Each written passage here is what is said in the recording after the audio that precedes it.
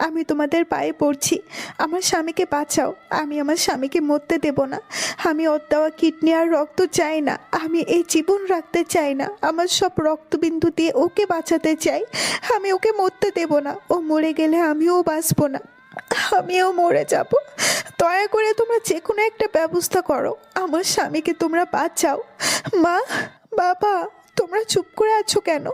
আমি মাসুমকে ছাড়া বাঁচবো না মা, আমি ওকে ছাড়া বাঁচবো না।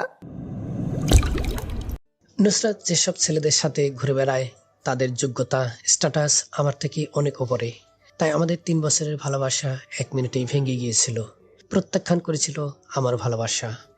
আমি মন থেকে নুসরাতকে ভালোবেসেছিলাম, কিন্তু নুসরাত যে আমাকে মন থেকে ভালোবাসেনি তা সেদিনই বুঝতে পারলাম, যেদিন ওর মেডিকেলের ছেলে বন্ধুদের সাথে নানা ভঙ্গিমায় পিক তুলে ফেসবুকে আপলোড দেয়, তাদের সাথে ঘুরে বেড়ায়, আড্ডা দেয়। তবে আজ আমার যোগ্যতা স্ট্যাটাস সব কিছু হয়েছে, কিন্তু আমার ভালোবাসার নুসরাত আমার পাশে নেই। ফ্ল্যাশব্যাক। আমি মুনতাকিম ইসলাম মাসুম। সবাই আমাকে মাসুম বলেই ডাকে। আর নুসরাত হচ্ছে আমার গার্লফ্রেন্ড। আমাদের 3 বছরের সম্পর্ক। নুসরাত আজ মেডিকেলে চান্স পেয়েছে। নুসরাত মেডিকেলে চান্স পাওয়ার খবর শুনে কেন জানি আমি খুশি হতে পারিনি, কারণ আমি তখন গ্রামের একটা জাতীয় বিশ্ববিদ্যালয়ে খুব সাধারণ একটা ডিপার্টমেন্টে অধ্যয়নরত। আমার ভয় হতে লাগলো নুসরাত হয়তো আমাকে ভুলে যাবে। আমার থেকে হাজার হাজার ভালো ছেলে তার জন্য প্রস্তুত থাকবে, তার সাথে প্রেম করার জন্য, তাকে বিয়ে করার জন্য। তবে নুসরাত তেমন কিছু করলো না। মেডিকেলে চান্স পাওয়ার পরে সে খুশিতে আমাকে জড়িয়ে ধরে বলেছিল, আমার স্বপ্ন পূরণ হয়েছে মাসুম। অনেক ছোটবেলা থেকেই আমার ইচ্ছে ছিল আমি ডাক্তার হব। বাবা মাও আমাকে সাপোর্ট করে এসেছে সব সময়। এই দিনটির জন্য আমি অনেক কষ্ট করেছি। আজ আমার থেকে হয়তো এই পৃথিবীতে সুখী কেউ নেই। আমি তখন কি বলবো ভেবে পাচ্ছিলাম না। নুসরাত হঠাৎ করেই আমার কাছ থেকে নিজেকে সরিয়ে নিয়ে একটু দূরে চলে যায়। আমি বুঝতে পারলাম আবেগে আমাকে জড়িয়ে ধরেছিল। সেদিন নুসরাতের সাথে আমার শেষ দেখা হবে আমি কোনোদিন কল্পনা করতে পারিনি। নুসরাত আমার কাছ থেকে সেদিন চলে যাওয়ার পর তার সাথে কিছুদিন কথা হয় না। একসময় সে তার নতুন গন্তব্যে চলে যায়। এই সময়ের মাঝেও তার সাথে আমার দেখা হয়নি, কথাও হয়নি। হয়তোবা চলে যাওয়ার আগে আমার সাথে দেখা করবার প্রয়োজন মনে করেনি, তবে আমাকে ফোন দিয়ে 2 মিনিট কথা বলেছিল। এটাই আমার কাছে অনেক কিছু মনে হয়েছিল। অন্তত যাওয়ার আগে আমাকে মনে করে কথা বলেছে। নুসরাত চলে যাওয়ার পর আমি ওকে বেশি ফোন দিতাম না, মেসেজও করতাম না খুব একটা। আমি কখনোই চাইতাম না আমার কারণে নুসরাতের লেখাপড়ায় কোনো ডিস্টার্ব হোক, কারণ আমি জানতাম মেডিকেলে অনেক পড়াশোনা করতে হয়। তাই ফোন দিয়ে তার মূল্যবান সময়টুকু আমি নষ্ট করতে চাইতাম না। তবে মাঝে মাঝে আমি মেসেজ করতাম, ফোন দিয়ে কথা বলতাম। তখন অনেক ভালো লাগতো। আমি বুঝতে পারতাম নুসরাত আমার সাথে অনেক মুগ্ধতা নিয়ে কথা বলতো। তবে আমাদের খুব বেশি সময় ধরে কথা হতো না। আগে যেমন আমরা ঘন্টার পর ঘন্টা ফোনে কথা বলতাম, কেউ ভুলেও কখনো ফোন রাখতে চাইতাম না। এমনও রাত গিয়েছে যে রাতে আমরা দুজন না ঘুমিয়ে কথা বলে কাটিয়েছি। কিন্তু এখন 10 মিনিট কথা বললেই নুসরাত ফোন রেখে দিতে চায়। আমি তখন বলতাম, নুসরাত, তোমার সাথে এতদিন পর আমার কথা হয়, তারপরেও এত কম সময় কথা বলে তোমার কি ভালো লাগে? আমার কিন্তু একদমই ভালো লাগে না। আমার কথা শুনে নুসরাত বলতো, আমার কিছু করার নেই। এমন একটা সময় থাকে যখন চাইলেও সব কিছু করা যায় না। আমি চাইলেও তোমার সাথে লং টাইম কথা বলতে পারবো না। আমি এখন সব সময় ব্যস্ত থাকি। আমিও তার কথাগুলো বোকার মতো বিশ্বাস করতাম। ভাবতাম হয়তো হোস্টেলে থাকে, সেজন্য ফোনে কথা বলতে সমস্যা। আর সে তো বড় আপুদের সাথে রুম শেয়ার করে থাকে, তাই কম কথা বললেই সন্তুষ্ট থাকতাম আমি। এভাবে খুব ভালোই কাটছিল আমাদের দুজনের দিনকাল। প্রায় 6 মাস খুব ভালোভাবেই গেল। আমি যা ভেবেছিলাম তা হয়নি।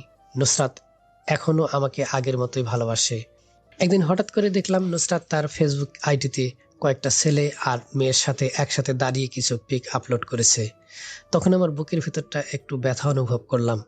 যে মেয়েটা কোনোদিন নিজের পিক ফেসবুকে দিত না, সেই মেয়েটাই আজ সাজগোজ করে খুব সুন্দর করে পিক আপলোড করছে। ভাবলাম নুসরাতকে একবার জিজ্ঞেস করি, কেন সে আমার অনুমতি না নিয়ে নিজের পিক ফেসবুকে দিল। অন্তত আমাকে তো জিজ্ঞেস করা উচিত ছিল। সে তো কোনো কিছু করার আগে অন্তত আমার কাছে বলে। কিন্তু আবার মনে হলো এটাতে হয়তো সে রাগ করতে পারে, কষ্ট পেতে পারে, তাই আর এই বিষয় নিয়ে মাথা ঘামালাম না। তুচ্ছ ভেবে এড়িয়ে গেলাম। প্রথমে জিনিসটা খারাপ লাগলেও পরে কিছু মনে হলো না, কারণ শুনেছি বিশ্ববিদ্যালয়ে চান্স পাওয়ার সাথে সাথে মেয়েদের অনেক পরিবর্তন হয়, মেয়েরা আগের থেকে অনেক আপডেট হয়। আর সেটা যদি পাবলিক ভার্সিটি কিংবা মেডিকেল কলেজ হয় তাহলে তো কোনো কথাই নেই। একটু পরে হলেও জিনিসটা বুঝতে পারলাম, তাই এটাকে সাধারণভাবেই মেনে নিলাম। কিন্তু কিছুদিন পর যখন দেখলাম নুসরাত মাঝে মাঝে তার ছেলে বন্ধুদের সাথে পিক তুলে, তাও খুব কাছাকাছি ঘেঁষে, আবার সেই পিক ফেসবুকে আপলোড দেয়, তখন কেন জানি আমার সহ্য হলো না। আমি যাকে ভালোবাসি সে কেন অন্য কোনো ছেলের সাথে কাছাকাছি থাকবে? তার কিসের এত সম্পর্ক ছেলেদের সাথে? নিজের কাছেই এইসব প্রশ্নের উত্তর খুঁজতে থাকতাম আমি। আমার খুব খারাপ লাগতো যখন দেখতাম নুসরাত কোনো ছেলের কাঁধে হাত রেখে ছবি তুলে আপলোড দেয়। তখন আমি নুসরাতকে ফোন দেই, কিন্তু সে ফোন ধরে না। 2 দিন পর যখন সে ফোন ধরলো, তখন আমি তাকে বললাম, শোনো নুসরাত, তুমি আর কোনোদিন তোমার ছেলে বন্ধুদের সাথে ঘুরবে না। আমার অনেক খারাপ লাগে তোমাকে অন্য কোনো ছেলের পাশে দেখলে। কিন্তু নুসরাত আমার কথায় অনেক রাগ করে ফেলে, আমাকে অনেক কথা শোনায়, যে কথাগুলো প্রমাণ করে দেয় সে আমার সাথে থাকতে চায় না। তুমি আমাকে না করার কে? আমার জীবন, আমার যেভাবে ইচ্ছে, যার সাথে ইচ্ছে তার সাথে ঘুরবো। তুমি আমাকে না করার কে? যেখানে আমার বাবা মা আমার স্বাধীনতায় কোনো হস্তক্ষেপ করে না, সেখানে তুমি আমাকে এইসব বলার কে? আমি যেসব ছেলেদের সাথে ঘুরে বেড়াই তাদের যোগ্যতা, স্ট্যাটাস তোমার থেকে অনেক উপরে। তুমি এখনও আপডেট হতে পারোনি। আমার মনে হচ্ছে আমাদের সম্পর্কটা এখানেই শেষ হওয়া উচিত, কারণ তোমার জন্য আমি আমার লাইফস্টাইল, চলাফেরা পরিবর্তন করতে পারবো না। আমি আমার মতো করেই নিজের জীবনটাকে চালাতে চাই। আমার স্বাধীনতায় কারো হস্তক্ষেপ আমি কিছুতেই মেনে নিতে পারবো না, সে যেই হোক না কেন। You R understand? নুসরাত যখন কথাগুলো বলল, তখন আমি কিছুক্ষণের জন্য স্তব্ধ হয়ে গিয়েছিলাম। কিছু বলার মতো ভাষা খুঁজে পাচ্ছিলাম না। শুধু ভাবছিলাম, এতদিন ধরে এত যত্ন করে গড়ে তোলা 3.5 বছরের সম্পর্কটা মাত্র 1 মিনিটে শেষ হয়ে যাচ্ছে। বিশ্বাস হচ্ছিল না। তবে আমারও কেন জানি এই সম্পর্কটার প্রতি বিতৃষ্ণা এসে গেছে, খুব করে বুঝতে পারছিলাম। তাই হয়তো আমিও নুসরাতকে কিছু কথা বলার মতো সাহস পেয়েছিলাম। আমি ওকে বললাম, শোনো নুসরাত, যেদিন তুমি মেডিকেলে চান্স পেয়েছিলে সেদিনই আমি বুঝতে পেরেছিলাম তোমার সাথে আমার রিলেশনটা টিকবে না। লাস্ট 6 মাসে আমি সবসময় ফোন দিয়েছি তোমাকে, তোমার খোঁজ নিয়েছি। তুমি কখনো নিজ থেকে আমাকে কল করনি, কখনো মনেও করেনি যে তোমাকে একজন মানুষ অনেক ভালোবাসে, যে মানুষটা তোমার ফোন পেলে কতটা খুশি হয় সেটা হয়তো তুমি বুঝেও বুঝতে না।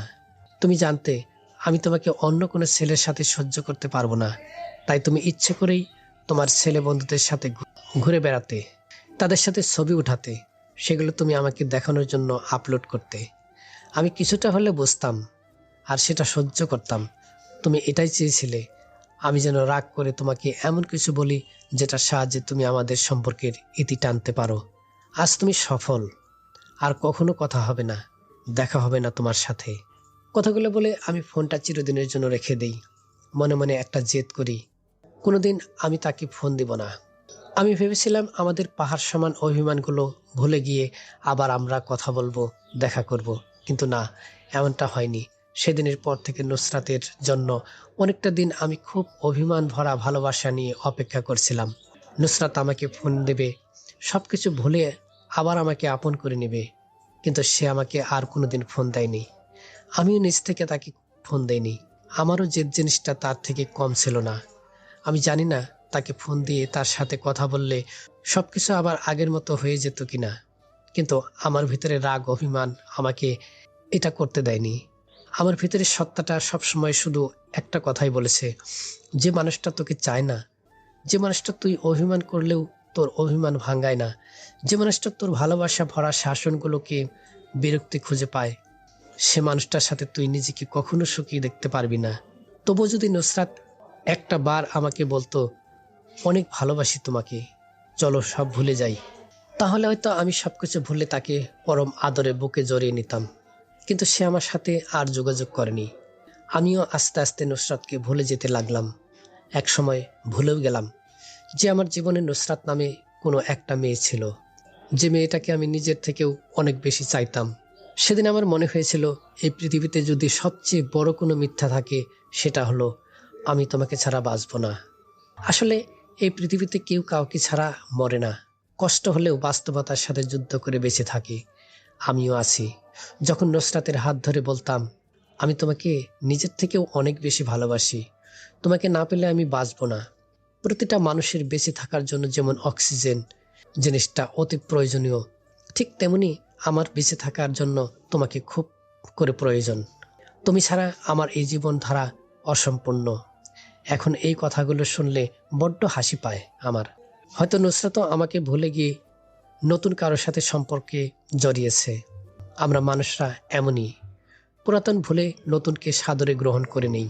দেখতে দেখতে নুসরাতের সাথে আমার সম্পর্কের 2টা বছর অতিবাহিত হয়ে যায়। এই 2 বছরে আমাদের কোনো কথা হয়নি, তবে আমি তাকে দেখতাম। প্রথম প্রথম তার সাথে কথা না বলে থাকতে অনেক কষ্ট হতো, তবুও থাকতাম। নিজের আত্মসম্মান বোধের কথা চিন্তা করে হলেও তার সাথে কথা না বলে থাকতাম। আমি ভাবতাম আমার মতো নুসরাতকেও হয়তো আমার সাথে কথা না বলে থাকতে অনেক কষ্ট হচ্ছে। দীর্ঘ 3টা বছর তার সাথে রিলেশন ছিল আমার। এই 3 বছরে আমি তাকে অনেক ভালোবাসা দিয়েছি। সে আমাকে এত সহজেই চাইলে ভুলে যেতে পারবে না। সেদিন হয়তো রাগের মাথায় অনেক কিছু বলেছে সে, কিন্তু আমাকে ভুলে যেতে তার অনেক কষ্ট পোহাতে হবে। কিন্তু যখন দেখলাম সে হাসি খুশি ভাবেই আগের মতো তার বন্ধুদের সাথে চলাফেরা করছে, ট্যুরে যাচ্ছে, আর সেগুলো সামাজিক যোগাযোগ মাধ্যমে দিচ্ছে, তখন বুঝলাম আমার ধারণা ভুল ছিল। সেটা প্রমাণ আমি পাচ্ছি। সে আমাকে ভুলে তার বন্ধু বান্ধবীদের সাথে খুব আনন্দ উল্লাসের দিন কাটাচ্ছে, অথচ আমি নিজেকে কষ্টের অনলে দগ্ধ করছি প্রতিনিয়ত। আমার অন্য কোনো বন্ধু বান্ধবী ছিল না যে তাদের সাথে নিজের দুঃখগুলো শেয়ার করব। আমার একাকিত্ব হয়তো আমার কষ্টগুলোতে তীব্রতা দান করেছিল। তবে আলহামদুলিল্লাহ, আমি সব ভুলে নিজেকে নিজের মতো গুছিয়ে নিয়েছি। আমি আর নুসরাত নামক মেয়েটাকে ভালোবাসি না, তার জন্য নিজেকে কষ্ট দেই না। যেহেতু আমি জাতীয় বিশ্ববিদ্যালয় থেকে অনার্স শেষ করেছিলাম, তাই চাকরির বাজারে আমাকে অনেক বেগ পোহাতে হয়েছিল। সত্যি বলতে জাতীয় ভার্সিটির স্টুডেন্টগুলো প্রথম থেকেই পাবলিক ভার্সিটির স্টুডেন্টের থেকে মানসিকভাবে অনেকটা পিছিয়ে পড়ে। ওরা যেহেতু পরীক্ষা দিয়ে চান্স পেয়েছে আর আমরা পাইনি, তাই ওরা আমাদের থেকে অনেকটা এগিয়ে। এই জিনিসটা আমার মনের মধ্যে সবসময় নেগেটিভভাবে কাজ করছে। যদিও আমি কোথাও পরীক্ষা দেইনি, তবুও এটা মনে হয়েছে। খারাপ লাগলেও এই কথাগুলো সত্য। তবে আমি কখনো ভেঙে পড়িনি। অনার্স শেষ হওয়ার পর বিসিএস ক্যাডার হওয়ার আশায় দীর্ঘ 2টা বছর আমি অক্লান্ত পরিশ্রম করেছি। দিন থেকে কখন রাত হয়েছে, রাত থেকে কখন দিন হয়েছে, এসবে আমার কখনো মনোযোগ থাকতো না। আমার সমস্ত মনোযোগ থাকতো বইয়ের পাতায়। এত পরিশ্রম করার পরেও যখন আমি বিসিএস ক্যাডার হতে পারিনি, তখন আমার মনে হয়েছিল বিসিএস আমার জন্য না। এই পৃথিবীতে কিছু বিরল প্রজাতির এক্সট্রা অর্ডিনারি মানুষ আছে, বিসিএসটা তাদের জন্য। তবে বিসিএস ক্যাডার না হতে পারলেও আমি প্রথম শ্রেণীর একটা সরকারি চাকরি পেয়ে যাই। আমি কখনো বিশ্বাস করিনি আমি ক্যাডার হতে চেয়েছিলাম বলেই আজ প্রথম শ্রেণীর সরকারি চাকরি পেয়েছি। তাই মানুষের স্বপ্ন সবসময় বড় থাকা উচিত। স্বপ্ন বড় দেখলেই কেবল বড় হওয়া যায়। তাই সবসময় বড় হওয়ার স্বপ্ন দেখাই উচিত। সেই স্বপ্নটাকে সত্যি করার জন্য পরিশ্রম করা উচিত। বাকিটুকু উপরওয়ালার হাতে ছেড়ে দিতে হবে। আমাদের আর্থিক অবস্থা ভালো ছিল না। আমাদের আর্থিক অবস্থা খুব একটা ভালো না থাকলেও আমি বাবা মায়ের অনেক আদরের সন্তান ছিলাম। আমার বাবা মা জানতো তাদের যা অবস্থা, তারা একজনের বেশি সন্তানকে হয়তো ভালোভাবে মানুষ করতে পারবে না। তাই তারা আমি বাদে আর কোনো সন্তান নেয়নি। আমি যখনই যা চাইতাম আমার বাবা সেটা আমাকে দিত। আমার মনে আছে, আমি যখন অনেক ছোট ছিলাম তখন বাবার কাছে একটা সাইকেল চেয়েছিলাম। ছোট থাকলেও আমার এমন আবদারের মা সেদিন আমার উপর অনেক রাগ করেছিল। কিন্তু কিছুদিন পর বাবা আমার জন্য যখন একটা নতুন সাইকেল নিয়ে আসলো, তখন মাই আমাকে সাইকেলে চড়িয়ে ঘোরাতো। আমার কাছে মনে হতো আমার বাবা মা পৃথিবীর শ্রেষ্ঠ মা বাবা। অথচ এমন বাবা মায়ের ইচ্ছাটাও আমি পূরণ করতে পারিনি। এতটাই ব্যর্থ ছিলাম আমি। তারা চেয়েছিল আমি যেন ভালো রেজাল্ট করে শহরে পড়তে যাই, কিন্তু আমি তখন তাদের কথা শুনতাম না, লেখাপড়ায় মনোযোগ দিতাম না, সবসময় খেলা নিয়ে থাকতাম। যার কারণে এসএসসিতে খুব একটা ভালো রেজাল্ট করতে পারিনি। ইন্টারে কিছুটা ভালো করেছিলাম, তারপর গ্রামের একটা ভার্সিটিতেই ভর্তি হই। তবুও আমার জন্য আমার বাবা মায়ের ভালোবাসা একটু কমেনি। আমি তাদের আশা পূর্ণ করতে না পারলেও তারা আমাকে কখনো কোনো কিছুর অভাব বুঝতে দিত না। ছোটবেলা থেকেই আমার একটা স্বপ্ন ছিল, লেখাপড়া করে বড় একটা চাকরি পেলে মা বাবার অভাব দূর করব। আল্লাহ আমার সে আশা পূরণ করে দিয়েছে। যেদিন আমি চাকরি পেলাম সেদিন মাকে জড়িয়ে ধরে অনেক কেঁদেছিলাম। সেদিন বাবাকে জড়িয়ে ধরে বলেছিলাম, তোমাকে আর কাজ করতে হবে না বাবা, এখন থেকে তোমরা দুজনে আরাম করবে, পায়ের ওপর পা তুলে খাবে। তোমরা আমার জন্য জীবনে অনেক কষ্ট করেছো, এবার সেগুলোর প্রতিদান দিতে চাই আমি। তোমাদের এই সেবাটুকু করার সুযোগ আমাকে দিবে না? আমার কথা শুনে বাবা বলেছিল, বাবা মাসুম, তুই এমন করে কথা বলিস না, আমার সহ্য হয় না। তুই চাকরি পেয়েছিস, আমার আনন্দে বুক ভরে গেছে। আর সেবার কথা বলছিস? সন্তানের সেবা পাওয়া বাবা মায়ের ভাগ্যের ব্যাপার, আর আমরা সে সেবা তোর কাছ থেকে পাবো। এর চাইতে আনন্দের আর কি হতে পারে? আমার মাও সেদিন আমাকে জড়িয়ে ধরে বলেছিল, ওরে, আজ আমার গর্বে বুক ভরে গেছে যে তোর মতো একটা সুসন্তান আমার গর্ভে ধারণ করেছিলাম। আমি আল্লাহর কাছে দোয়া করি, আল্লাহ যেন তোর সমস্ত আশা-আকাঙ্ক্ষা পূরণ করেন। আমাকে জড়িয়ে ধরে সেদিন বাবা মাও অনেক কেঁদেছিল। আমি মনে প্রাণে বিশ্বাস করি ওই দিনের কান্নাটা আমার জীবনের সর্বশ্রেষ্ঠ কান্না। সত্যি সত্যি আল্লাহ আমার মনের আশা পূরণ করেছেন। আজ আমার গাড়ি হয়েছে, বাড়ি হয়েছে, টাকা পয়সার কোনো অভাব নেই। আজ বারবার মনে পড়ছে নুসরাতের কথা। সেদিন হয়তো অভাবের কারণেই নুসরাত আমাকে রিজেক্ট করে দিয়েছিল। আসলে টাকা পয়সা ধন দৌলত ছাড়া বর্তমান সমাজে মানুষের কোনো দাম থাকে না। বাবা মাকে নিয়ে খুব আনন্দেই দিন কাটছে আমাদের। এখন কোনো কিছুর অভাব নেই আমার। তবে কিছুদিন পর বুঝতে পারলাম বাবা মায়ের কোনো কারণে আমার উপর রাগ। কারণটা খুঁজে পেলাম না। একসময় আমার উপর রাগের কারণটা বুঝতে পারলাম। তারা আমাকে বিয়ে দিতে চায়। একদিন রাতে মা আমাকে ডেকে বলল, বাবা মাসুম, আমি আর এই সংসারের চাপ রাখতে পারবো না। তুই এখন একটা বিয়ে করে নে, বয়সটা আর কম হলো না? মায়ের কথায় আমি কিছুক্ষণ চুপ থেকে চেয়ারে বসে পড়লাম। মা আবারও আমাকে বলল, কি রে, চুপ করে আছিস কেন? কিছু একটা বল। মা, তোমাদের যা ভালো মনে হয় তাই করো, আমার এতে কোনো আপত্তি নেই। আমিও আর না করলাম না। বাবা মায়ের জন্য হলেও বিয়ের পিঁড়িতে বসার জন্য আমি রাজি হয়ে গেলাম। আমাদের গ্রামের একটা মেয়েকে মায়ের অনেক পছন্দ। অনেক আগে থেকে মা মেয়েটাকে আমার জন্য পছন্দ করে রেখেছে, কিন্তু কখনো বলেনি। তুই সত্যি বলছিস? ঠিক আছে বাবা, আমি কালই তোকে মেয়ে দেখাতে নিয়ে যাব। সময় বুঝে মা তার মনের কথাটা আমাকে বলার পর আমি মায়ের হাসি ভরা মুখটা দেখার জন্য মেয়ে দেখতে যাব বলে দেই। আজ সেই মেয়েটাকে দেখার জন্য মা আমাকে নিয়ে মেয়ের বাসায় এসেছে। আমি মেয়েটাকে দেখে জাস্ট পাথর হয়ে বসে রইলাম। আমার নিজেকে নিরামিষ মনে হলো। এত সুন্দর একটা মেয়ে আমার গ্রামে বাস করে, অথচ আমি জানি না। তার চেয়ে বেশি অবাক হলাম যখন মেয়েটার পাশেই আমার প্রাক্তন নুসরাতকে দেখতে পেলাম।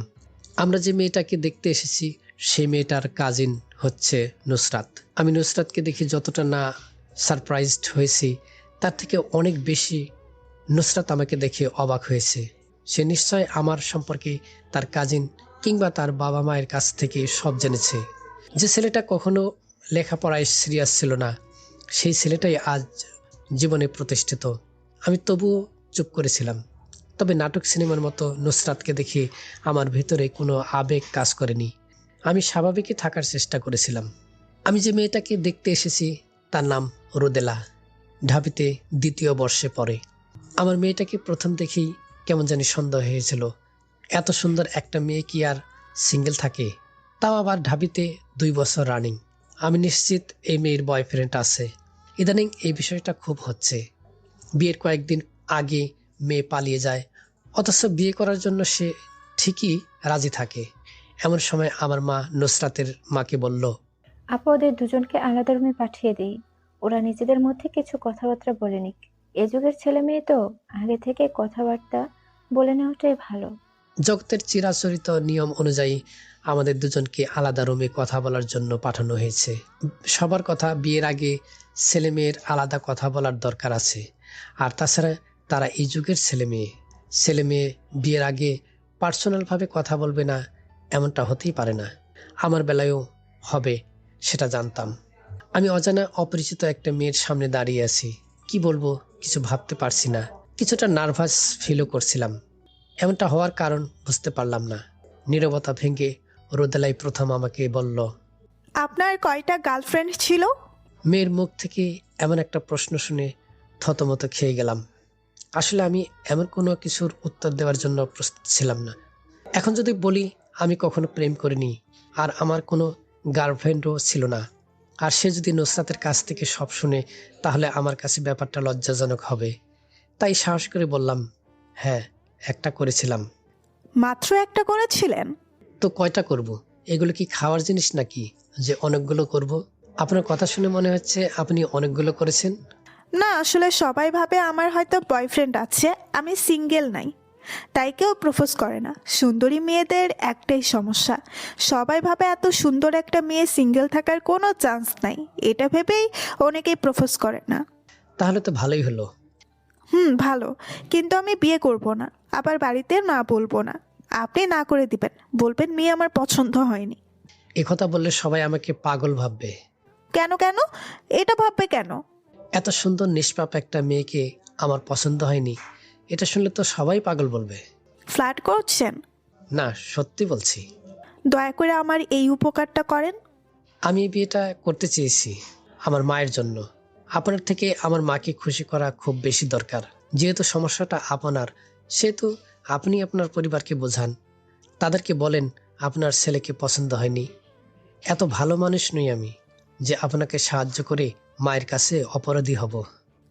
আপনি তো শিক্ষিত, এই সাধারণ জিনিসটা কেন বোঝেন না? বিয়ের পরেও তো আমি আপনাকে ছেড়ে দিতে পারি, আর আমাদের বিয়েটা আমরা কেউ সুখী হতে পারবো না। আমি এত সমীকরণ বুঝি না। আমি আমার মাকে দুঃখ দিতে পারবো না। আপনি আপনার বাবাকে বলেন। আরে ভাই, আমার বাবা হার্টের রোগী, আমার এমন সিদ্ধান্তে কোনো দুর্ঘটনা ঘটে গেলে নিজেকে সারা জীবন অপরাধী মনে হবে। তাহলে কি আর করার, দেখা যাক কি হয়। আজকেই তো আর বিয়ে হয়ে যাচ্ছে না, অনেক সময় পাবেন। যা করার আপনাকেই করতে হবে।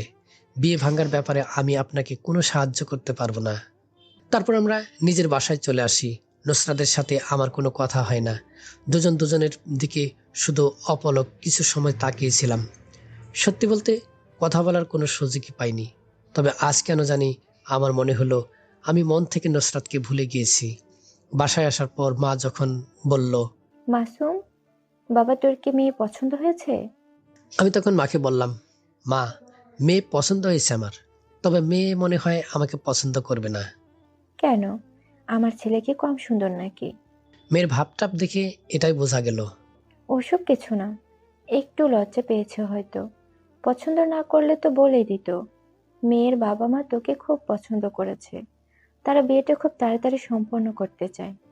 তার মানে কি আমাকে না বলেই বিয়ে ঠিক করে ফেলেছো নাকি? আরে গাধা, না, তুই এসব বুঝবি না। আমি আসলেই ব্যাপারটা কিছু বুঝলাম না, বোঝার চেষ্টাও করতাম না। জানালার পাশে দাঁড়িয়ে বাহিরে প্রাকৃতিক দৃশ্যগুলো অনুভব করছিলাম। বাহিরে কি সুন্দর ঝুমঝুম বৃষ্টি হচ্ছে। ঝুমঝুম বৃষ্টি একজন মানুষের খুব প্রিয় ছিল, হয়তোবা এখনো আছে, কিংবা এখন আর তার বৃষ্টি ভালো লাগে না। এই বিয়েটা হয়তো হয়ে যাবে।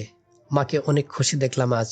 যে কোনো কিছুর বিনিময়ে মা মেয়েটাকে আমার বউ করে আনতে চায়। আমিও কি চাই? এই প্রশ্নের উত্তর জানা নাই। তবে যদি ভালোবাসার মানুষ থাকতো, তাহলে বাবা মায়ের সুখের জন্য তাকেও ছেড়ে দিতে দ্বিধাবোধ করতাম না। আর সেখানে আজ আমি নিঃস্ব, আমার ভালোবাসার কোনো মানুষ নেই। ভালোবাসার মানুষ বলতে দুইজন মানুষই আছে, যারা আমাকে জন্ম দিয়ে এই সুন্দর পৃথিবীতে এনেছে। তাই মায়ের কথায় আমি ফেলতে পারিনি। আগে বুঝতাম না, তাই মায়ের অবাধ্য ছেলে হিসেবে জীবন চালিয়েছি। কিন্তু এখন সব বুঝি, সব জানি। তাই জীবনের বাকিটা সময় বাবা মায়ের বাধ্য ছেলে হয়েই বেঁচে থাকতে চাই। হঠাৎ করেই ফোনটা কেঁপে উঠল। বুঝলাম কেউ ফোন দিয়েছে। স্ক্রিনের দিকে তাকাতেই বহুদিনের পরিচিত সেই নাম্বারটা চোখের সামনে ভেসে উঠল।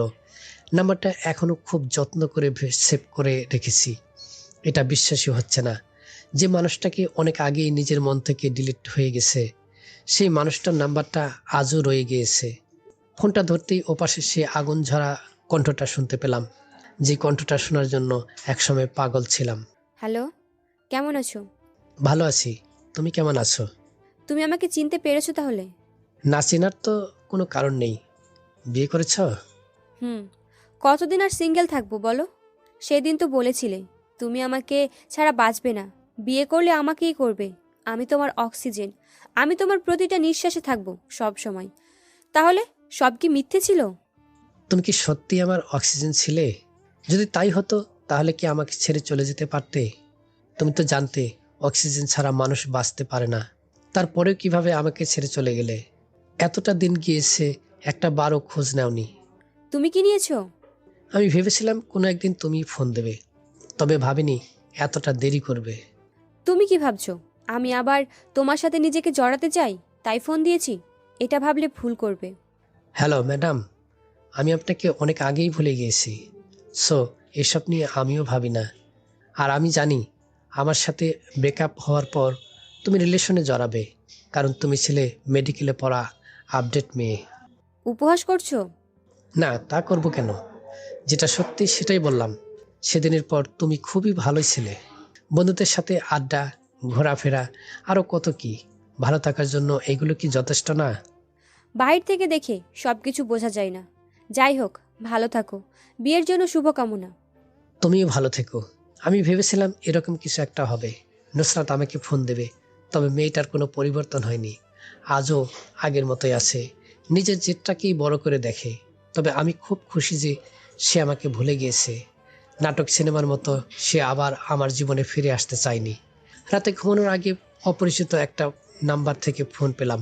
ফোনটা ধরতেই ওপাশ থেকে শুনতে পেলাম কেউ একজন বলছে, হ্যালো, শুনতে পাচ্ছেন? আমি রোদেলা, আপনার হবু বউ। আমি আপনার সাথে দেখা করতে চাই। বিকেলবেলা দেখা করতে পারবেন? হ্যাঁ অবশ্যই পারবো। কখন, কোথায় আসতে হবে বলেন? আমি মেসেজ করে দিয়ে জানাবো। ওকে। আমিও ফোনটা রেখে ঘুমিয়ে গেলাম। তবে আমার কেন যেন মনে হচ্ছে রোদেলার সাথে দেখা করতে গিয়ে তার বয়ফ্রেন্ডকে দেখতে পাবো। জানি না এমনটা হবে কিনা, তবে হওয়াটা অসম্ভব কিছু না। রোদেলা একা দাঁড়িয়ে আছে, তার আশেপাশে আমি কাউকে দেখতে পাচ্ছি না। তাহলে কি আমার কল্পনাটা মিথ্যা ছিল? রোদেলা তার বয়ফ্রেন্ডকে সাথে নিয়ে আসেনি। সে কি এমন বলবে যে কারণে এভাবে বাইরে একা দেখা করতে বলেছে? আমি আন্দাজ করতে পারলাম না। তবে যাই বলুক না কেন, আমি তার কথা মতো বিয়েটা ভাঙব না।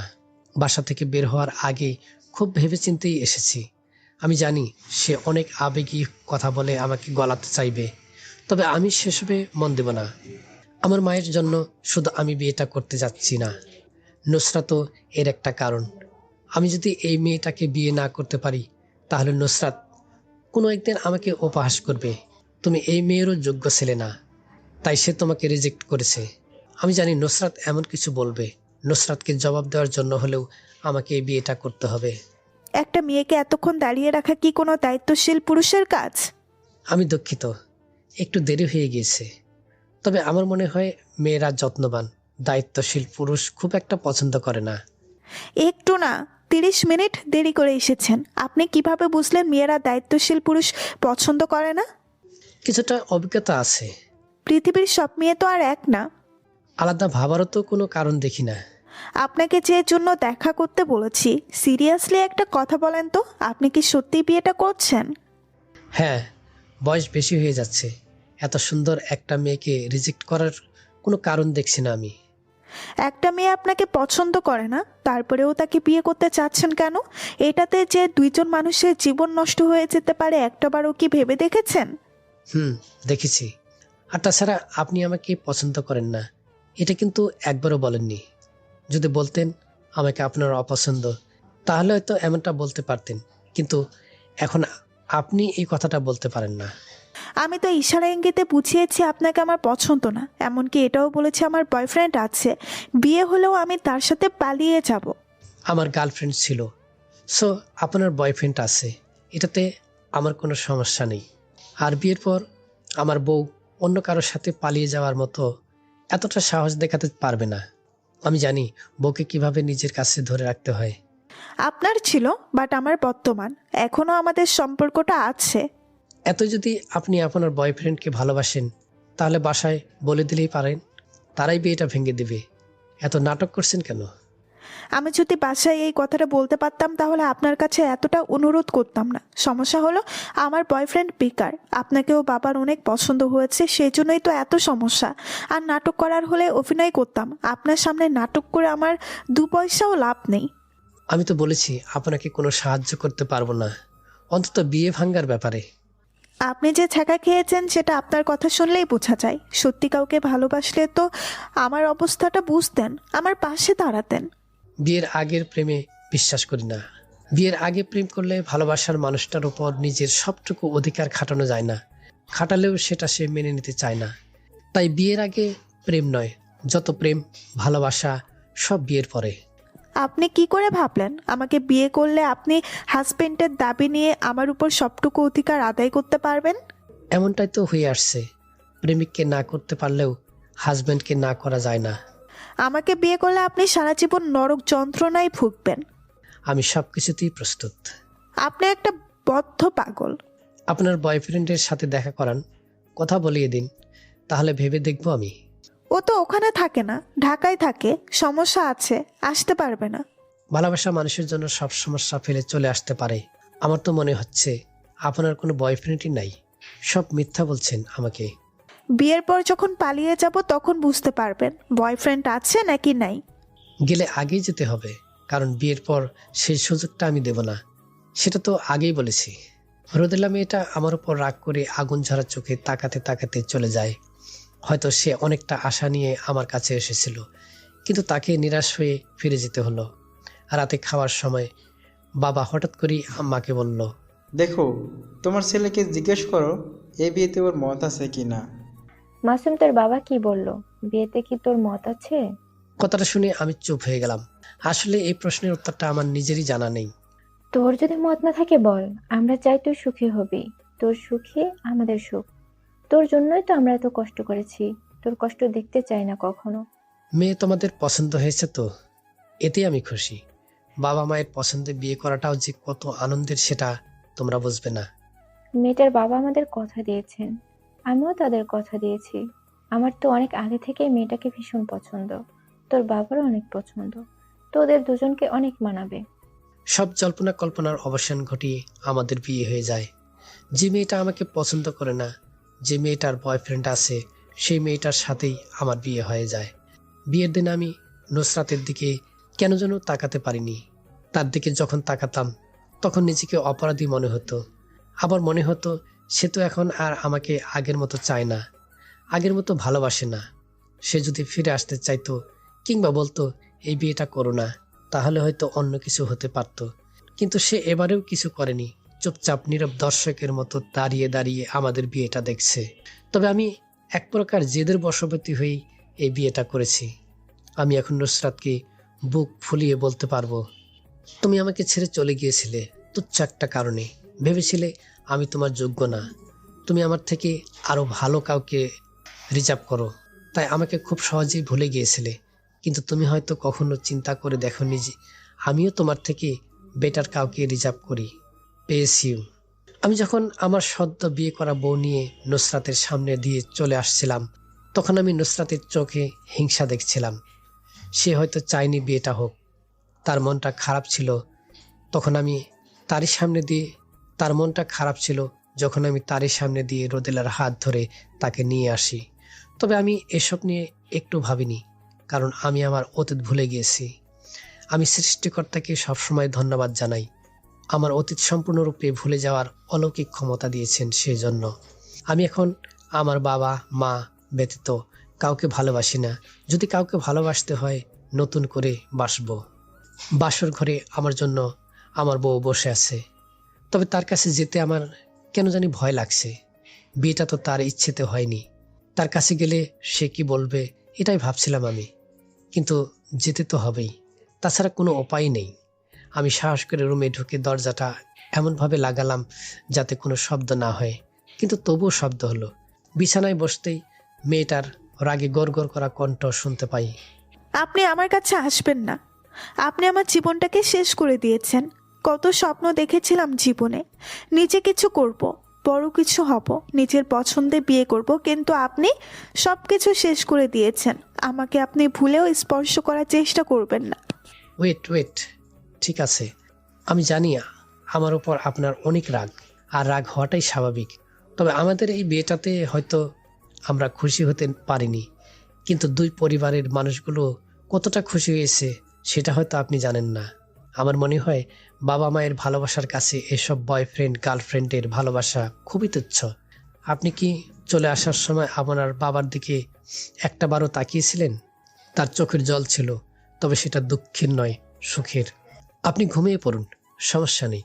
আমি এতটা খারাপ মানুষ না আপনি যতটা ভাবেন। আমি মানুষকে ভালোবাসতে চাই, কিন্তু আফসোস বাবা মা ছাড়া কেউ আমাকে বুঝতে পারে না। যখন থেকে বুঝি তখন থেকেই মানুষের মুখে মুখে কিংবা গল্প উপন্যাসে, নাটক, সিনেমায় একটা কথা শুনে এসেছি, বাসর রাত অনেক পবিত্র একটা রাত। এই রাত প্রতিটা মানুষের জীবনে একবারই আসে।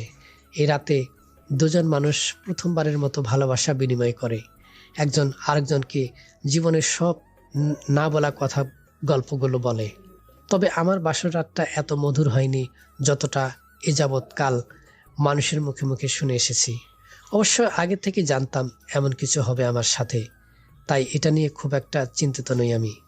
বিবাহিত জীবন বাইরে থেকে সুখের দেখা গেলেও ভিতর থেকে যে সুখী না সেটা আমি খুব ভালো করেই জানি। সকালে ঘুম থেকে উঠতে অনেকটা দেরি হয়ে যায়। বাহিরে বের হতেই দেখলাম মায়ের সাথে রোদেলা গল্প করছে। আমি ভেবেছিলাম আমার মতো হয়তো বাবা মায়ের সাথে রোদেলা ভালোভাবে কথা বলবে না, কিন্তু যখন নিজের চোখে দেখলাম মার সাথে মেয়েটা খুশি মনে কথা বলছে, তখন নিজের ধারণাটাকে আজগবি মনে হলো। হোক না এটা অভিনয়, তবু আমি অনেক খুশি। মেয়েটা আমার মাকে খুশি করার জন্য অভিনয় করুক কিংবা সত্যি সত্যি মন থেকে কথা বলুক, এটা আমার কিছু যায় আসে না। সে আমার মায়ের সাথে কথা বলছে, এটা আমার কাছে গুরুত্বপূর্ণ। মেয়েদের জীবনটা কত অদ্ভুত। সারা জীবন যে বাড়িটাকে আপন মনে করে বেড়ে ওঠে, একসময় সেই বাড়িটাকেই ছেড়ে চলে যেতে হয় নতুন ঠিকানায়। নতুন ঠিকানায় নতুন নতুন সব মানুষের সাথে মিলিয়ে নিতে হয়। একসময় নিজের বাবার বাড়ি ভুলে গিয়ে নিজের স্বামীর বাড়িকেই নিজের স্থায়ী ঠিকানা মনে করতে হয়। আমি শুধু রোদেলা মেয়েটার কথা ভাবছি। শহর এলাকায় নতুন বউকে দেখার জন্য মানুষ কেমন করে জানি না, তবে গ্রাম অঞ্চলে মনে হয় গ্রামের সহজ সরল মানুষগুলো একটু বেশিই করে। সেই সকাল থেকে রোদেলাকে দেখার জন্য কোথায় কোথায় থেকে মানুষ আসছে, এখনো আসছেই। আমি সবচেয়ে বেশি অবাক হচ্ছি রোদেলাকে দেখে। সে এসবে বিরক্ত হচ্ছে না, বরং সবার সাথেই খুশি মনে কথা বলছে। আমি নিশ্চিত রোদেলার জায়গায় আমি থাকলে অনেক বেশি বিরক্ত হতাম। এজন্যই হয়তো মানুষ বলে মেয়ে হলে অনেক কিছুই সহ্য করতে হয়। আপনাকে অনেক ধন্যবাদ রোদেলা। ধন্যবাদ কেন? কি এমন মহান কাজ করলাম যে ধন্যবাদ দিলেন? এই যে এত কিছু খুব ভালোভাবে হ্যান্ডেল করলেন তার জন্য। সম্পর্কটা আমাদের সাথেই থাকুক, শুধু আমরাই জানি আমরা এই বিয়েতে সুখী না। দুই পরিবারের মানুষগুলো অন্তত জানুক আমরা সুখে আছি। আপনার কথাগুলো রাতে আমি অনেক ভেবেছি, তবে আমি আপনার সাথে থাকবো না। কোনো একদিন চলে যাব, সেটা হোক 6 মাস পরে, 1 বছর পর, 5 বছর কিংবা 10 বছর পর। আমি আপনাকে ছেড়ে চলে যাব, এটাই সত্য। কিন্তু সেই সুযোগটা আমি আপনাকে দেব না। আপনি আমার বিয়ে করা বউ। আপনি চাইলে কারোর সাথে চলে যেতে পারেন না। আপনার উপর আমি জোর করে কোনো অধিকার আদায় করব না, তবে আপনাকে আমার সাথেই থাকতে হবে। আমি বিয়েটা আমার জন্য করিনি। তাহলে কার জন্য করেছেন শুনি? বাবা মায়ের জন্য নাকি? আমি রোদেলের কথা থামিয়ে দিয়ে বললাম, এসব নিয়ে কথা বলতে চাচ্ছি না। আপনি তো ডাবিতে পড়েন। হ্যাঁ বলেছিলাম তো, এত তাড়াতাড়ি ভুলে গেলেন? ভুলিনি, শুধু ক্লিয়ার হতে চাইলাম। আপনার জন্য তো আমার পড়ালেখাটা হলো না। এই গ্রামে পচে মরতে হবে আমাকে। কত ইচ্ছে ছিল অনার্সটা শেষ করে নিজের পায়ে দাঁড়াবো, একটা চাকরি করে প্রথম বেতনের টাকায় বাবা মাকে কিছু দেবো, কিন্তু এখন মনে হয় মেয়ে হয়ে জন্ম নিয়ে এমন স্বপ্ন দেখাটাই পাপ। আপনাকে কে বলল এখানে এই গ্রামে পচে মরতে হবে? আমি আপনাকে পড়ার সুযোগ করে দেব। আপনি আবার ঢাকায় যাবেন, তবে আমার একটা শর্ত আছে। কি সত্য? আপনাকে আমি স্বামী হিসেবে মেনে নিতে পারবো না, এটা বাদে যে কোনো সত্য আমি মেনে নিব। আমাকে না বলে আপনি কারোর সাথে পালিয়ে যেতে পারবেন না। আপনি যদি আমাকে ছেড়ে চলে যেতে চান সেটা আমাকে বলতে হবে। আমাকে না বলে অন্য কারোর সাথে আপনি চলে যেতে পারবেন না। ঠিক আছে, আমি পালাবো না। আর যদি পালাই তার আগে আপনাকেই জানাবো, কথা দিলাম। আমি আমার পোস্টিং ঢাকায় নিয়েছি শুধু আপনার জন্য। আপনি যেন আপনার স্বপ্ন পূরণের দিকে এগিয়ে যেতে পারেন, কোনোদিন যেন বলতে না পারেন আমি আপনার স্বপ্নগুলো পূরণ করতে পারিনি। আমি অনেক কৃতজ্ঞ আপনার কাছে, তবে আমার কাছে থেকে প্লিজ কখনো স্ত্রীর মতো কোনো কিছু আশা করবেন না। অ্যাটলিস্ট বন্ধুর মতো ব্যবহার তো আশা করতে পারি নাকি? হ্যাঁ তা পারেন। মনে মনে ভাবলাম এটা আপনাকে কাছে পাওয়ার প্রথম ধাপ। আমার এমন সিদ্ধান্তে বাবা সহজভাবে মেনে নিলেও মা কিছুটা মন খারাপ করলেন। বাবা, তো ঢাকাতে পোস্টিং নেওয়াটা মোটেই উচিত হয়নি। এখানে বাবা মায়ের সাথে থাকলেই তো পারতি। কি দরকার ছিল ইট পাথরের শহরে যাওয়ার, যেখানে এক ছাদের নিচে থাকলেও কেউ কাউকে চেনে না, কেউ কারো বিপদে এগিয়ে আসে না, সবাই শুধু নিজেদেরকে নিয়ে ব্যস্ত। অথচ গ্রামের মানুষগুলো কত আলাদা, সবাই সবাইকে চেনে, সবাই সবার বিপদে এগিয়ে আসে। না বাবা, আমি তোকে ঢাকা যেতে দেব না। আমি তখন মাকে বললাম, আমি আমার জন্য ঢাকা যাচ্ছি না মা, রোদেলার জন্য যাচ্ছি। মেয়েটার অনেক স্বপ্ন। আমি যদি এখানে থাকি তাহলে কি তোমরা তাকে একা ঢাকাতে থাকতে দিবে? আর তোমরা দিলেও তো মানুষজন অনেক আজে বাজে কথা বলবে। বলবে বিয়ের পর হাজব্যান্ডের সাথে না থেকে ঢাকায় পড়তে যায়। রোদেলার মা বাবাও এমনটা চায় না। তুমি কি চাও তোমার ছেলের জন্য কোনো মেয়ের স্বপ্ন ধ্বংস হোক? জানি চাইবে না, তাই আমি এমন সিদ্ধান্ত নিয়েছি। আর মা, বাবা, আমাদের সাথে তোমরাও যাবে। আমার কথাগুলো শুনে বাবা বললেন, বাবা মাসুম, তুই বৌমাকে নিয়ে যা, আমরা এখানেই থাকবো। বাপ দাদার ভিটে বাড়ি ছেড়ে কোথাও যাব না। বাবা মা আমাদের সাথে যাবে না সেটা আমি আগে থেকেই জানতাম, কারণ তারা এই ভিটে মাটি ছেড়ে কোথাও যাবে না। জীবনের শেষ নিঃশ্বাস পর্যন্ত তারা এখানেই থাকতে চায়, তাই আমি তাদেরকে জোর করলাম না। তবে আমার চলে যাওয়ায় মা খুব একটা খুশি না। আমি মাকে বললাম, মা, তোমরা কোনো চিন্তা করো না, আমি প্রতি মাসেই তোমাকে দেখার জন্য চলে আসব। আমার কথা শুনে মায়ের মুখ কিছুটা উজ্জ্বল হলো। কিছুক্ষণ পর আমি আর রোদেলা এত পরিচিত জায়গাটা ছেড়ে ঢাকা চলে যাব। শুনতে অবাস্তব লাগলেও আমি ঢাকা শহরটা খুব ভালোভাবে চিনি না। এর আগে আমি ঢাকাতে গেলেও খুব একটা ঘুরে দেখতে পারিনি, তাই শহরটা আমার কাছে অপরিচিতই বলা যায়। তবে রোদেলার কাছে নতুন না, সে ঢাকাতে অনেক দিন ছিল। ট্রেনে যেতে চাইলেও রোদেলার বাবা আমাদের জন্য একটা প্রাইভেট কারের সাথে একটা ছোটোখাটো পিকআপের ব্যবস্থা করে দিয়েছেন, যেটা সরাসরি বাসার সামনে নামিয়ে দিবে। যেহেতু অনেক মালপত্র নিতে হচ্ছে, তাই এমন ব্যবস্থা করে দিয়েছেন। অবশ্য ভালোই হয়েছে এটা করাতে। কিন্তু কিছুক্ষণ পর যখন দেখলাম নুসরাত আমাদের দিকে আসছে, তখন আমার কেন জানি ভালো লাগলো না। তার এই অসময়ে এখানে আসার কারণটা আমি বুঝলাম না। সে তো আবার কোনো ঝামেলা করতে আসেনি। ধুর, কি ভাবছি আমি? তার সাথে আমার তেমন কোনো কিছু নেই যে সে ঝামেলা পাকাবে। এরই মধ্যে রোদেলার বাবা আমাকে বললেন, নুসরাতকে তো চেনোই। নুসরাত আমার বোনের মেয়ে, ঢাকা মেডিকেলে পড়ে। ওরও ঢাকা যেতে হবে, তাই ভাবলাম একা একা যাওয়ার থেকে তোমাদের সাথেই যাক। আমি কিছু বললাম না। নুসরাতকে দেখে রোদেলা অনেকটা খুশি হয়েছে। মনে হচ্ছে অনেকদিন পর কাছের কোনো মানুষকে দেখতে পেল সে। নুসরাতকে দেখে আমার মনে হলো আমার যাত্রাটা ভালো হবে না। পুরো রাস্তাটা আমাকে অস্বস্তিতে ভুগতে হবে। তবে রোদেলার জন্য নুসরাতের সঙ্গটা যে ভালো হয়েছে সেটা তাদের দুজনের দিকে তাকাতেই বোঝা যাচ্ছে। আমার পিছনে আমার প্রাক্তন এবং বর্তমান রয়েছে। হ্যাঁ, আমি ড্রাইভারের পাশের সিটে বসেছি।